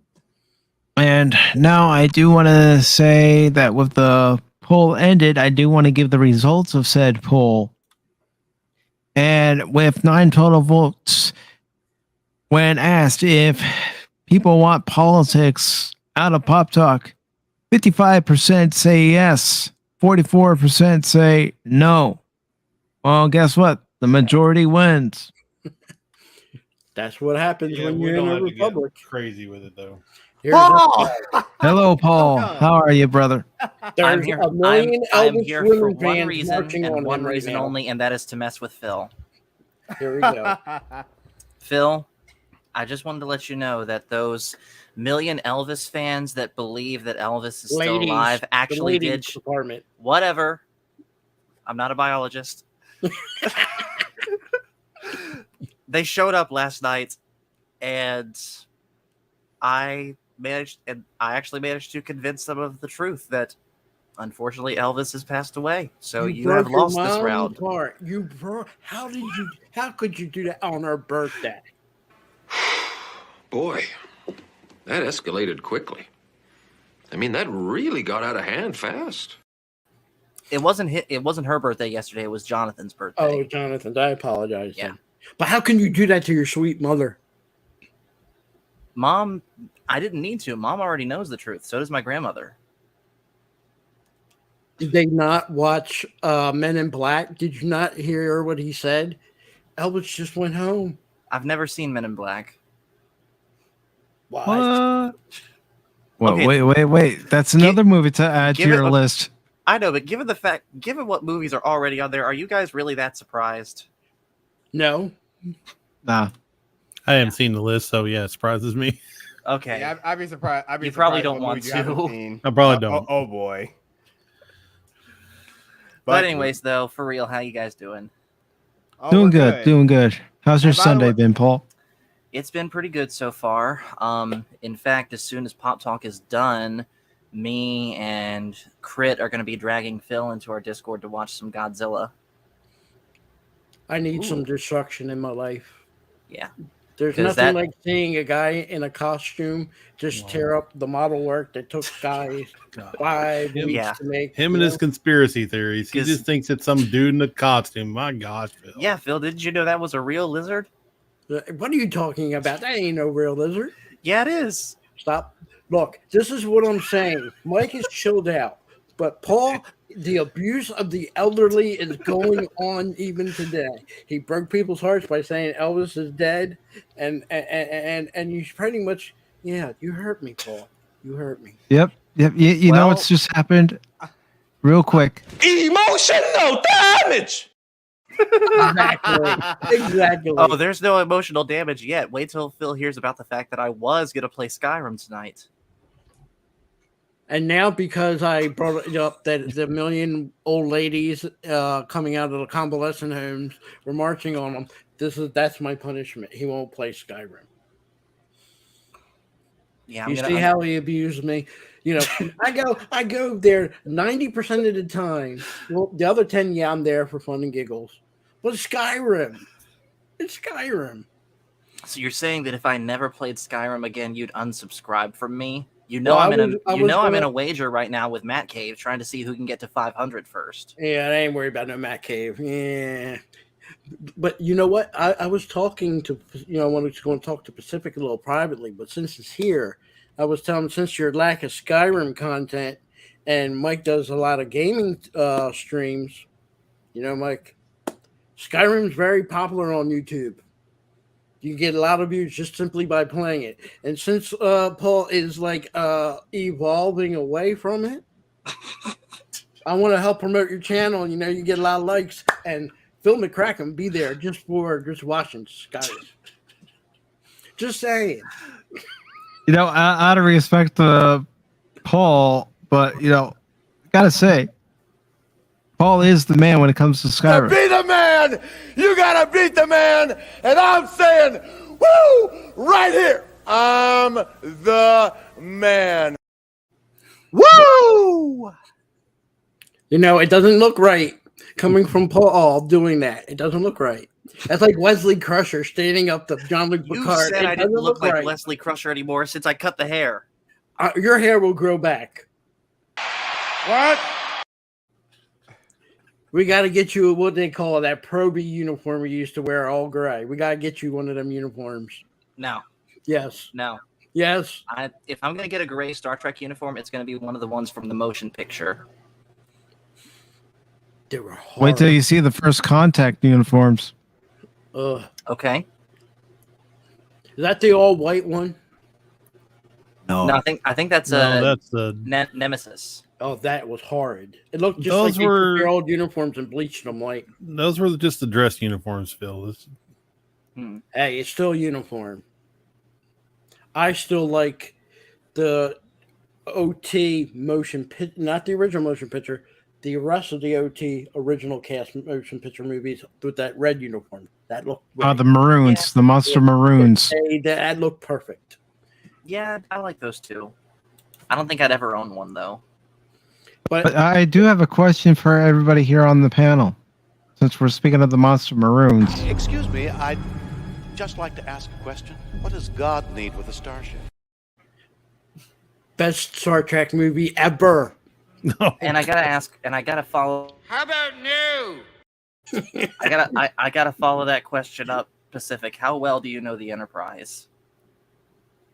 Oh, okay. All right. I got an answer for that. But which version do I want to play? Oh, heck, I'm going to play my favorite know version of which them all. I know this ship like the back of my hand.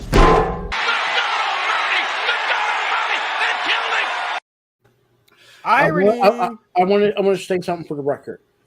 That is the second Enterprise, Enterprise A, after the first one blew up. That's the Yorktown renamed the Enterprise. The bulkheads were changed. So give it to him. He made a mistake. But here's the thing, though. Scotty. He helped wasn't paying change those attention where he was bulkheads. walking. Scotty helped change those bulkheads. He should know. I'll give you that. Well, maybe he was intoxicated. He is Scottish, after all. They like their whiskey. Letty. I don't. He never drinks on the job.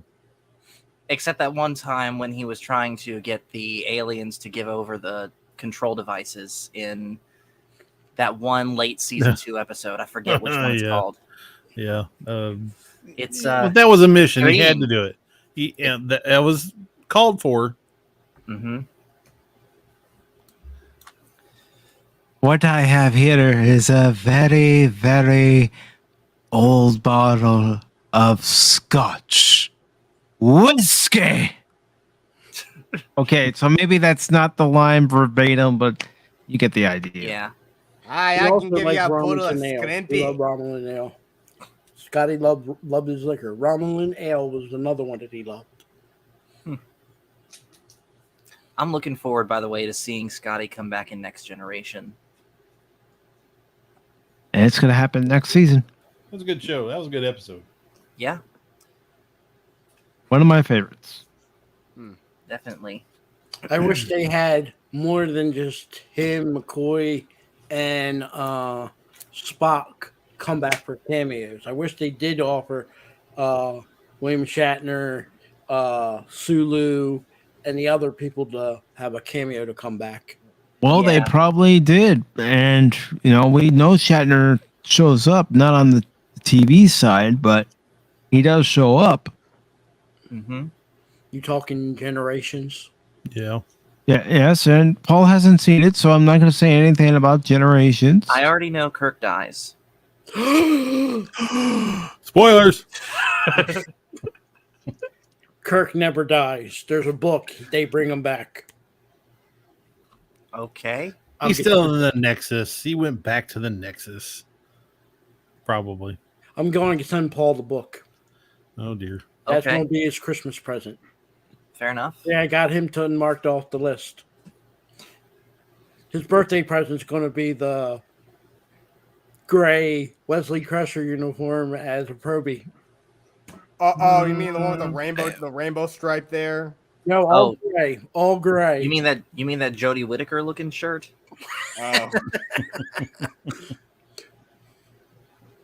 And Paul, real quick, since you're here and since you weren't able to be a part of the 1 year anniversary of Pop Talk stream on Wednesday, was there any article of pop culture or anything that you'd seen that you wanted to talk about? Honestly, no.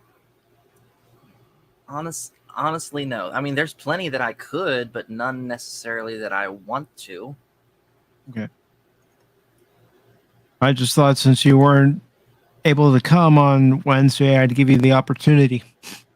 It's all right. You know, Paul, you're getting the Phil McCracken experience. You know, on your channel, over here on Mike's channel, and I'm on other channels. Phil McCracken is not only treading worldwide, but he's going worldwide. So does that mean Cash McCracken or? No, Cash McCracken. He's my alter ego. Oh, I see. Mm-hmm. When Phil can't show up, it's Cash McCracken. Almost like funny, Phil. I'm looking at Twitter right now, and I don't see it trending. I don't do Twitter. I'm with the old people. We promote by mouth. I go on streams, and that's how I promote. I don't promote myself to make a channel or anything like that.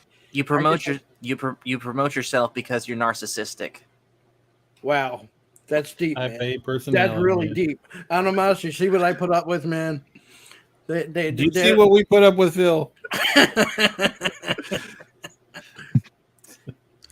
It's all right, Phil. You have the ring, and I see your Schwartz is as big as mine. Now let's see how well you handle it. Okay, so maybe that didn't really make any sense, but we're getting near the end of the show anyway. It's a good clip. I like that clip. Mike's tired. That's nasty. We got it. Speaking of Spaceballs, though, have you seen that, Paul? Yes, and I love it. All right. It's I will say, however, it is the only Mel Brooks thing I've seen. Really? And What? yes, Blazing Saddles. And yes, Blazing Saddles is on the list. History of the world. And Frankenstein. History of the world. I thought History of the World was Monty Python. No, that's Mel Brooks. No, it's good to be the king. Monty Python is Holy Grail, Life of Brian, and I forgot the other one. But other than that, though, I Meaning of Life and Life of Brian were the same thing. Sorry, but yeah, I cannot believe you've never seen Robin Hood Men in Tights. That is literally one of the funniest of all of his movies. In my opinion, it is. It's good. But it even got Patrick Stewart in it, Paul. Yes. I'm surprised you're saying that as a good thing, Phil, given the fact that you insult the man's looks. He looks like Snoke. He looks like Snoke. I can see. Sorry. No, Sparks can even witness this. He even said it today, even on his show. Patrick Stewart plays a Frenchman in Next Generation, but he doesn't sound like a Frenchman, and no Frenchman will ever bring up Trafalgar ever. That doesn't. You know what? I'm gonna do it this way. It doesn't matter what you think. Really? Oh, I could buy that. Do it. Just to help you out. I can't do a good rock voice. All right. Let's see. Well, I'm going to play this one too. Actually, yeah, I'm going to play this. Uh-huh. And then I'll play the rock. I got too many sounds, so I got to find it. Pop Talk has evolved to roasting of Phil McCracken. And it's not even a good roast because they don't offer any drinks or condiments or any food. What type of show is this? What type of show is this? Hey, man! At least now Pop Talk is more like my gaming streams minus the games, because we roast you pretty good there too. I get roasted. Very, very true. That's okay. That's okay. I can't. Although, I'll give you this. You know your metal music. Thank you. Thank you. Thank you. But also know this, Phil. Whether it's here on the Pacific Forum for our YouTube channel or Fandomology. It doesn't matter what you think. Thank you. Wow. Really? You guys really know how to cut a man, man. You rip the heart out. You rip the heart out. You know. I'm pretty sure that they used it. I'm pretty sure they just had to reach in your hand and then just subtly pull it out while yelling Kali Ma. Oh, like the Aztecs. Here's your heart. Look at me holding it. Now watch me crush his heart. Kiss is overrated. Kick him off the stream. Nothing. Well, You lose. Good day, sir. I will give you Kiss from 2000 on as utter trash, but 2000 and back, no. You showed me that clip of them in like 1990. Yes. Again, okay. They are not bad. I'll give you that. They are not bad, but I have heard way better. In a live setting. Both live and recorded. Okay, I'll take that. I'll take that. You know, I think we need some appropriate music for this talk between Paul and Phil.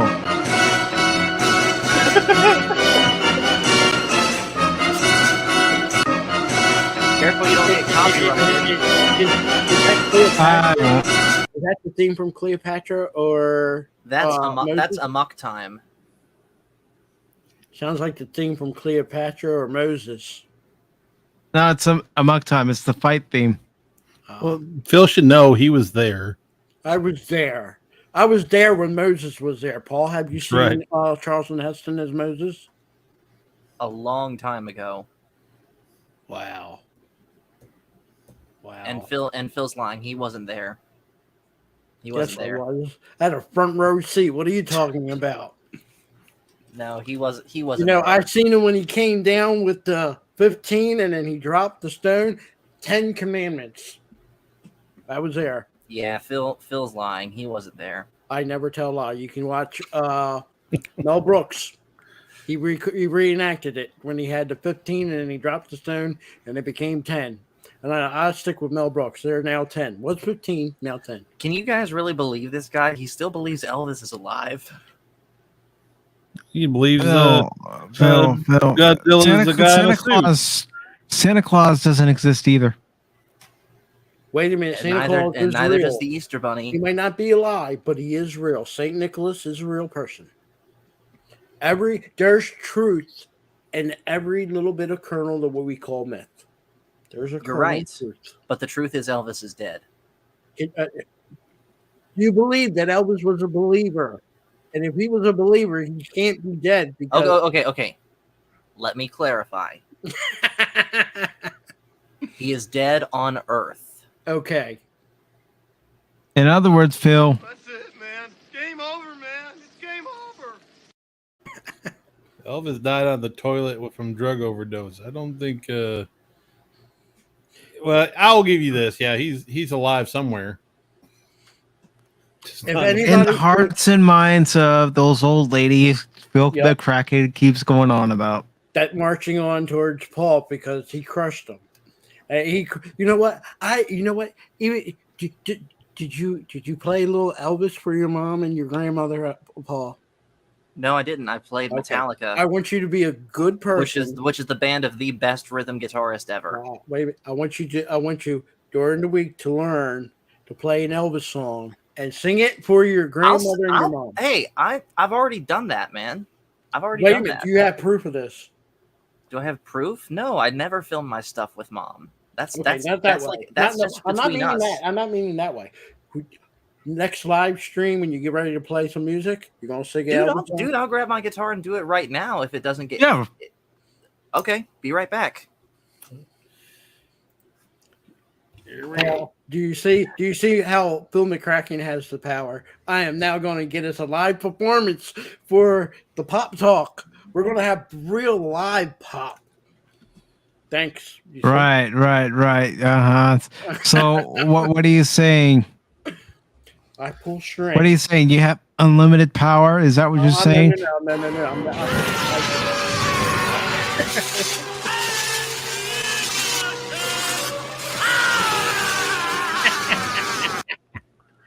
Yeah, he's gonna have power to drop you back down to 200 subscribers. If you stream some Skyrim, you can get probably 200 subscribers up there within a week. Are you kidding? In a few weeks from now, I'm going to be streaming Teenage Mutant Ninja Turtles 1 from the NES from the Calabunga collection. That'll get me some views.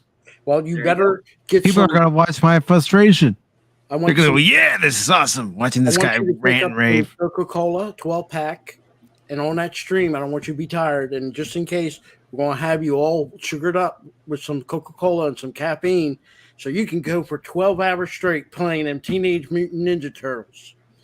And I'll be in your chat talking about No, he won't. He'll be watching me play Skyrim. And if there's anyone who naturally needs some views and subscribers, it's me. I just got past 90. Only just one over 90, but I lost like one. I'm down to like 91 now.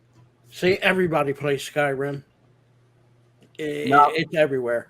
Not me. I'm not a fantasy guy. Sorry. No, but you made 90. That's something. That's pretty hard to get up to 90 in Skyrim.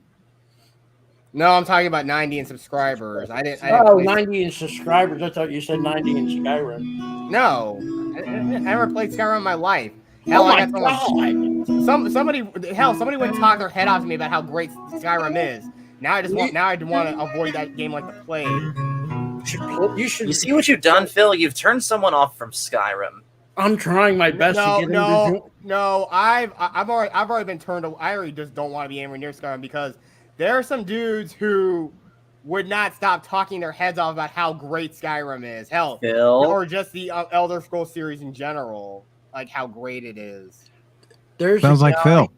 There's a guy on YouTube that does 75% Elder Scrolls and Skyrim, and he's got like over 500,000 subscribers.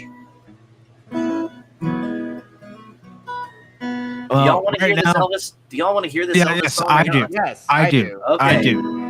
I'm only gonna do part of it because I really don't know this one that well, but I'll do my best. I got my lighter. Carl, you look like Elvis. We're caught in a trap. I can't walk out because I love you too much, baby. Why can't you see what you're doing to me when you don't believe a word I'm saying? We can't go on together with suspicious minds, and we can build our dreams on suspicious minds. So if there's no friend I know, so try to say hello, would I still see suspicion in your eyes? Here we go again, asking where I've been. And you can't see the tears are real, I'm crying. We can't go on together with suspicious minds, and we can't build our dreams on suspicious minds. We're caught in a trap. I can't walk out because I love you too much, baby. We're caught in a trap. I can't walk out because I love you too much, baby.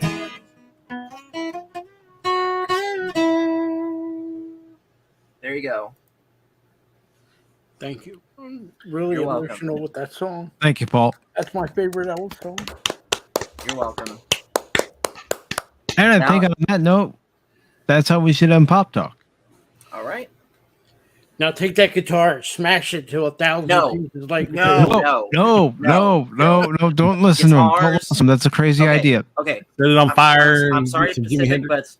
but Phil just inspired a rant, okay? Oh, no. Okay. Why in the world was it ever a thing in professional wrestling to smash guitars? For every guitar that ever got smashed in a professional wrestling show, they could have given that guitar to someone that would actually play it and take care of it. Yeah, Only like, if it wasn't a Horner or some crappy guitar that you couldn't play anyway. What about banjo? Banjos, I don't care about. Yeah, you can smash with banjos, or hell, maybe smash a ukulele. But you know, Paul, you just ruined the Honky Tonk Man's whole stig. It was not just the Honky Tonk Man. Honky Tonk Man, Jeff Jarrett, Elias. But I'm sure that was multiple the ones. thing when the Honky Tonk Man did his little Elvis thing and then smacked somebody with that guitar like El Kabong. I know, but still, someone could have played and enjoyed that guitar. Heck, give the guitars to me. I'll play them. You know, I never So you get owned, 'em. I never You'd owned be a like, guitar. My brother played guitar, but if I ever had got my hands on a acoustic guitar, and when I was a kid, it would have been dangerous. I would be El Kabonging people going Kabong. You did see the So cartoon, many right? people would hate you. Well, you know, he'd probably be in jail or juvie school or something for But going you know, around The smacking Who- people with guitars. Yes. The Who and Kiss at the end of every show, they break the guitar and hand it to a Okay, fan. that's another thing too. I get the spectacle of it, Mhm. but especially given how expensive gear is, and I get it, they could go out and replace those guitars the next night. But why do that? Save the money, keep the guitar that you have, and take care of it instead of smashing it just for a cheap pop. I think they were the theme I was giving it to. Well, since you broke the neck from the guitar, giving two pieces to two separate fans, something to remember by. You know, that's the only thing I can answer. But yeah, I always like to breaking the guitar, not because of music people doing it, but El Kabong. And then when the wrestlers start doing it, Okay, like, El Kabong doesn't count because he's a cartoon. how dare you say a cartoon don't count? Cartoons matter, mister. I know, but I'm talking about real life guitars. Okay, I can go there. But anyways, maybe that rant over, Pacific, if you need to shut down the show. I'm gonna plug your channel real quick. I know it when I put in the command, it still says the Forces family. I haven't changed that yet. It's So okay. I do apologize. If you need to use the old way, that's fine. I'll put it in right now. I'm surprised Hanumas isn't on my side about this. I'm shocked and appalled. How am I supposed to be on your side? El Kabong, man. El Kabong. Jet Sparks, I'm pretty sure, is just stunned into silence. Yeah. I think he's YouTubing El Kabong right now. No, I'm just looking for that sound effect. But that's kind of the thing you should be. If anyone should get smashed in the head with a guitar, it's you, Phil. I know. I think he I has think he been. has heard been. it here I think first. he has been. That's why he believes Elvis is still alive. So's Tupac. They proved that. Next thing you know, Phil's going to be saying the moon landing was fake. And it's made of cheese. It's not working, please. so- My dad believes that, and of course he believes the Earth is flat too. Oh no. I wouldn't say the moon landing is fake because you see it launch the ship into the sky and all that. So, yeah, I won't say that that's fake, but Well, that don't mean nothing, Phil. They could just been orbiting up there, in just above the Earth, and then waited a few days and then come back, and then film the rest of it on a sound set.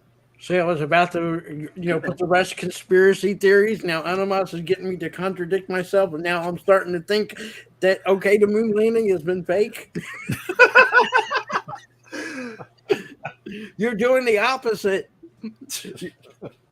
Playing devil's advocate. You know what isn't fake? Wrapping up the show, but before I do that, I do want to thank Crit for stopping by. Thank you very much, Crit. Look what he just said in the chat. Cash Money is a ghost. Oh. Woo. I also want to thank Tommy and the Guinea Pig Collective. Thank you very much. I also want to thank Gap After Dark. Thank you very much. We had Christian Fandom Geek. Thank you very much. And I also want to thank DJ Ronnie G. Thank you very much.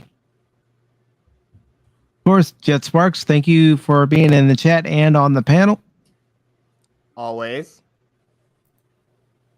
And of course, we all love you, Phil.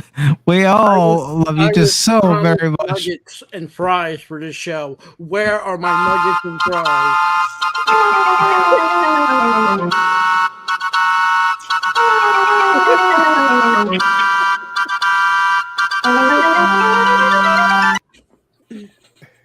I still want That is the perfect theme song for Phil. Yes. Conspiracy theory. How did they do the crickets? 15 clowns in a small Volkswagen. It's a Volkswagen. Oh, let's see.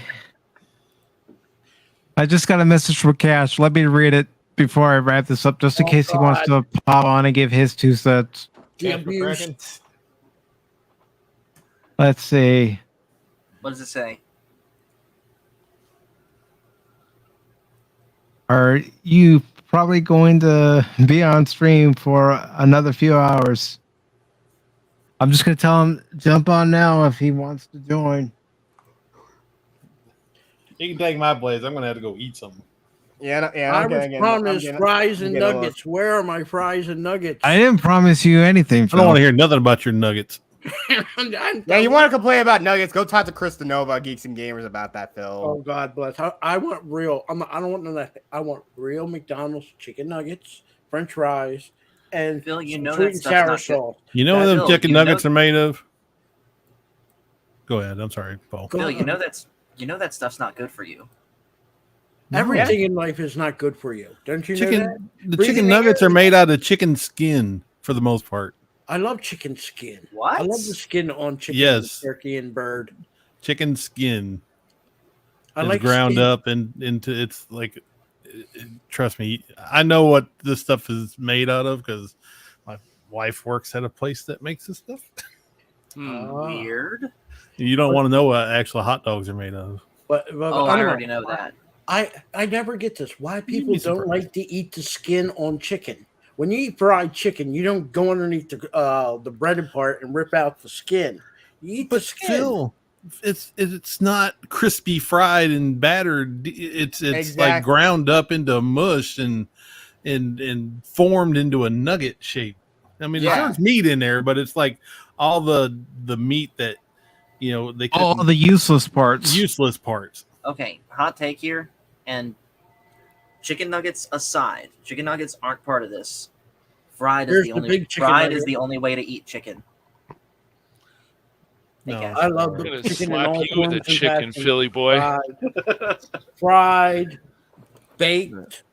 Oh, by the way, Make Cash, Crit says you're a ghost. That's okay.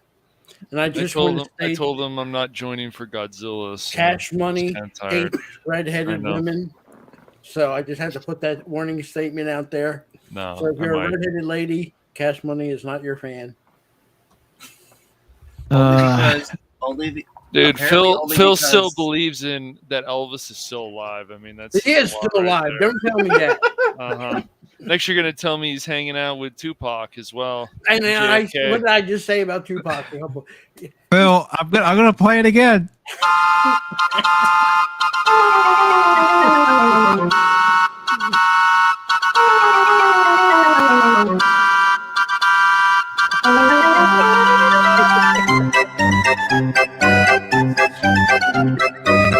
I'm gonna download that song song and use it myself. We gotta anytime start Phil singing comes on. Afro Circus, dude, from like Uh-huh. Madagascar. Rat that that circus that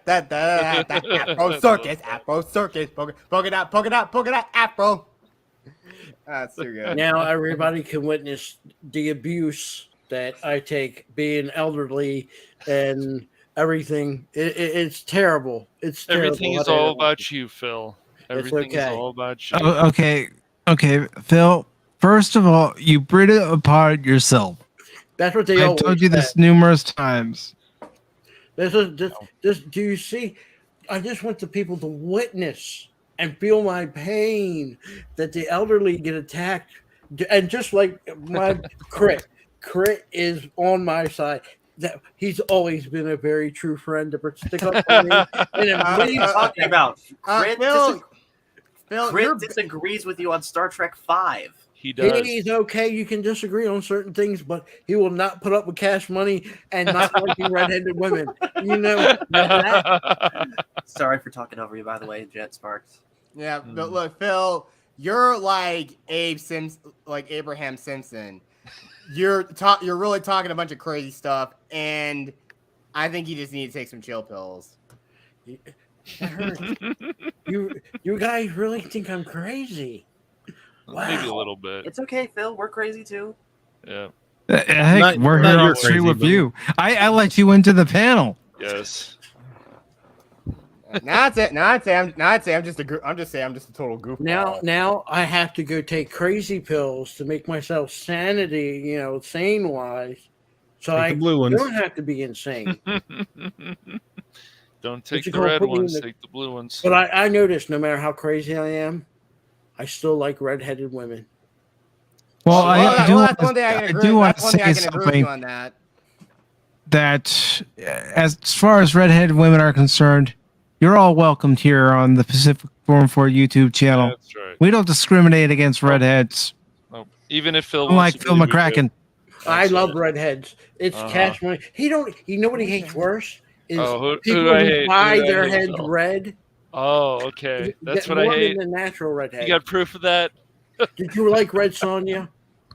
I haven't watched it yet. Why won't you watch it? I will watch it. No, I you have said no you won't problem watch with it it. because you said I that never said Bridget that. Nelson is a dyed Phil, redhead. Phil is imagining conversations that didn't happen. He's going senile. He is definitely. That never happened, Phil. I don't know. Oh boy. Oh boy. Oh boy. Yeah, Where's we Roomba gotta when wrap I this need up. him? Where's Roomba? Roomba Trooper, where are you when I need you? He's not here. We'll never end this. We'll never end this stream. True. Oh, man.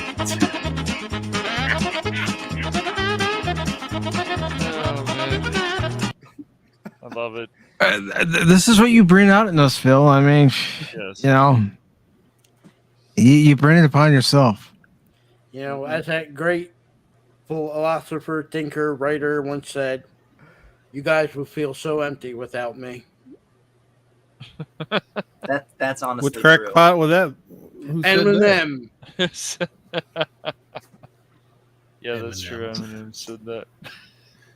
So, with that being said, thank you all for joining us for this edition of Pacific 414 Pop Talk. If you like what you saw here, leave a thumbs up. If you didn't like what you saw here, leave a thumbs down. Share this stream with your friends. Be sure to subscribe to everybody here on the panel. Everybody except for Phil has a channel. I'm not saying that to be mean. I'm saying that as a matter of fact. It's fine. And until next time, take care.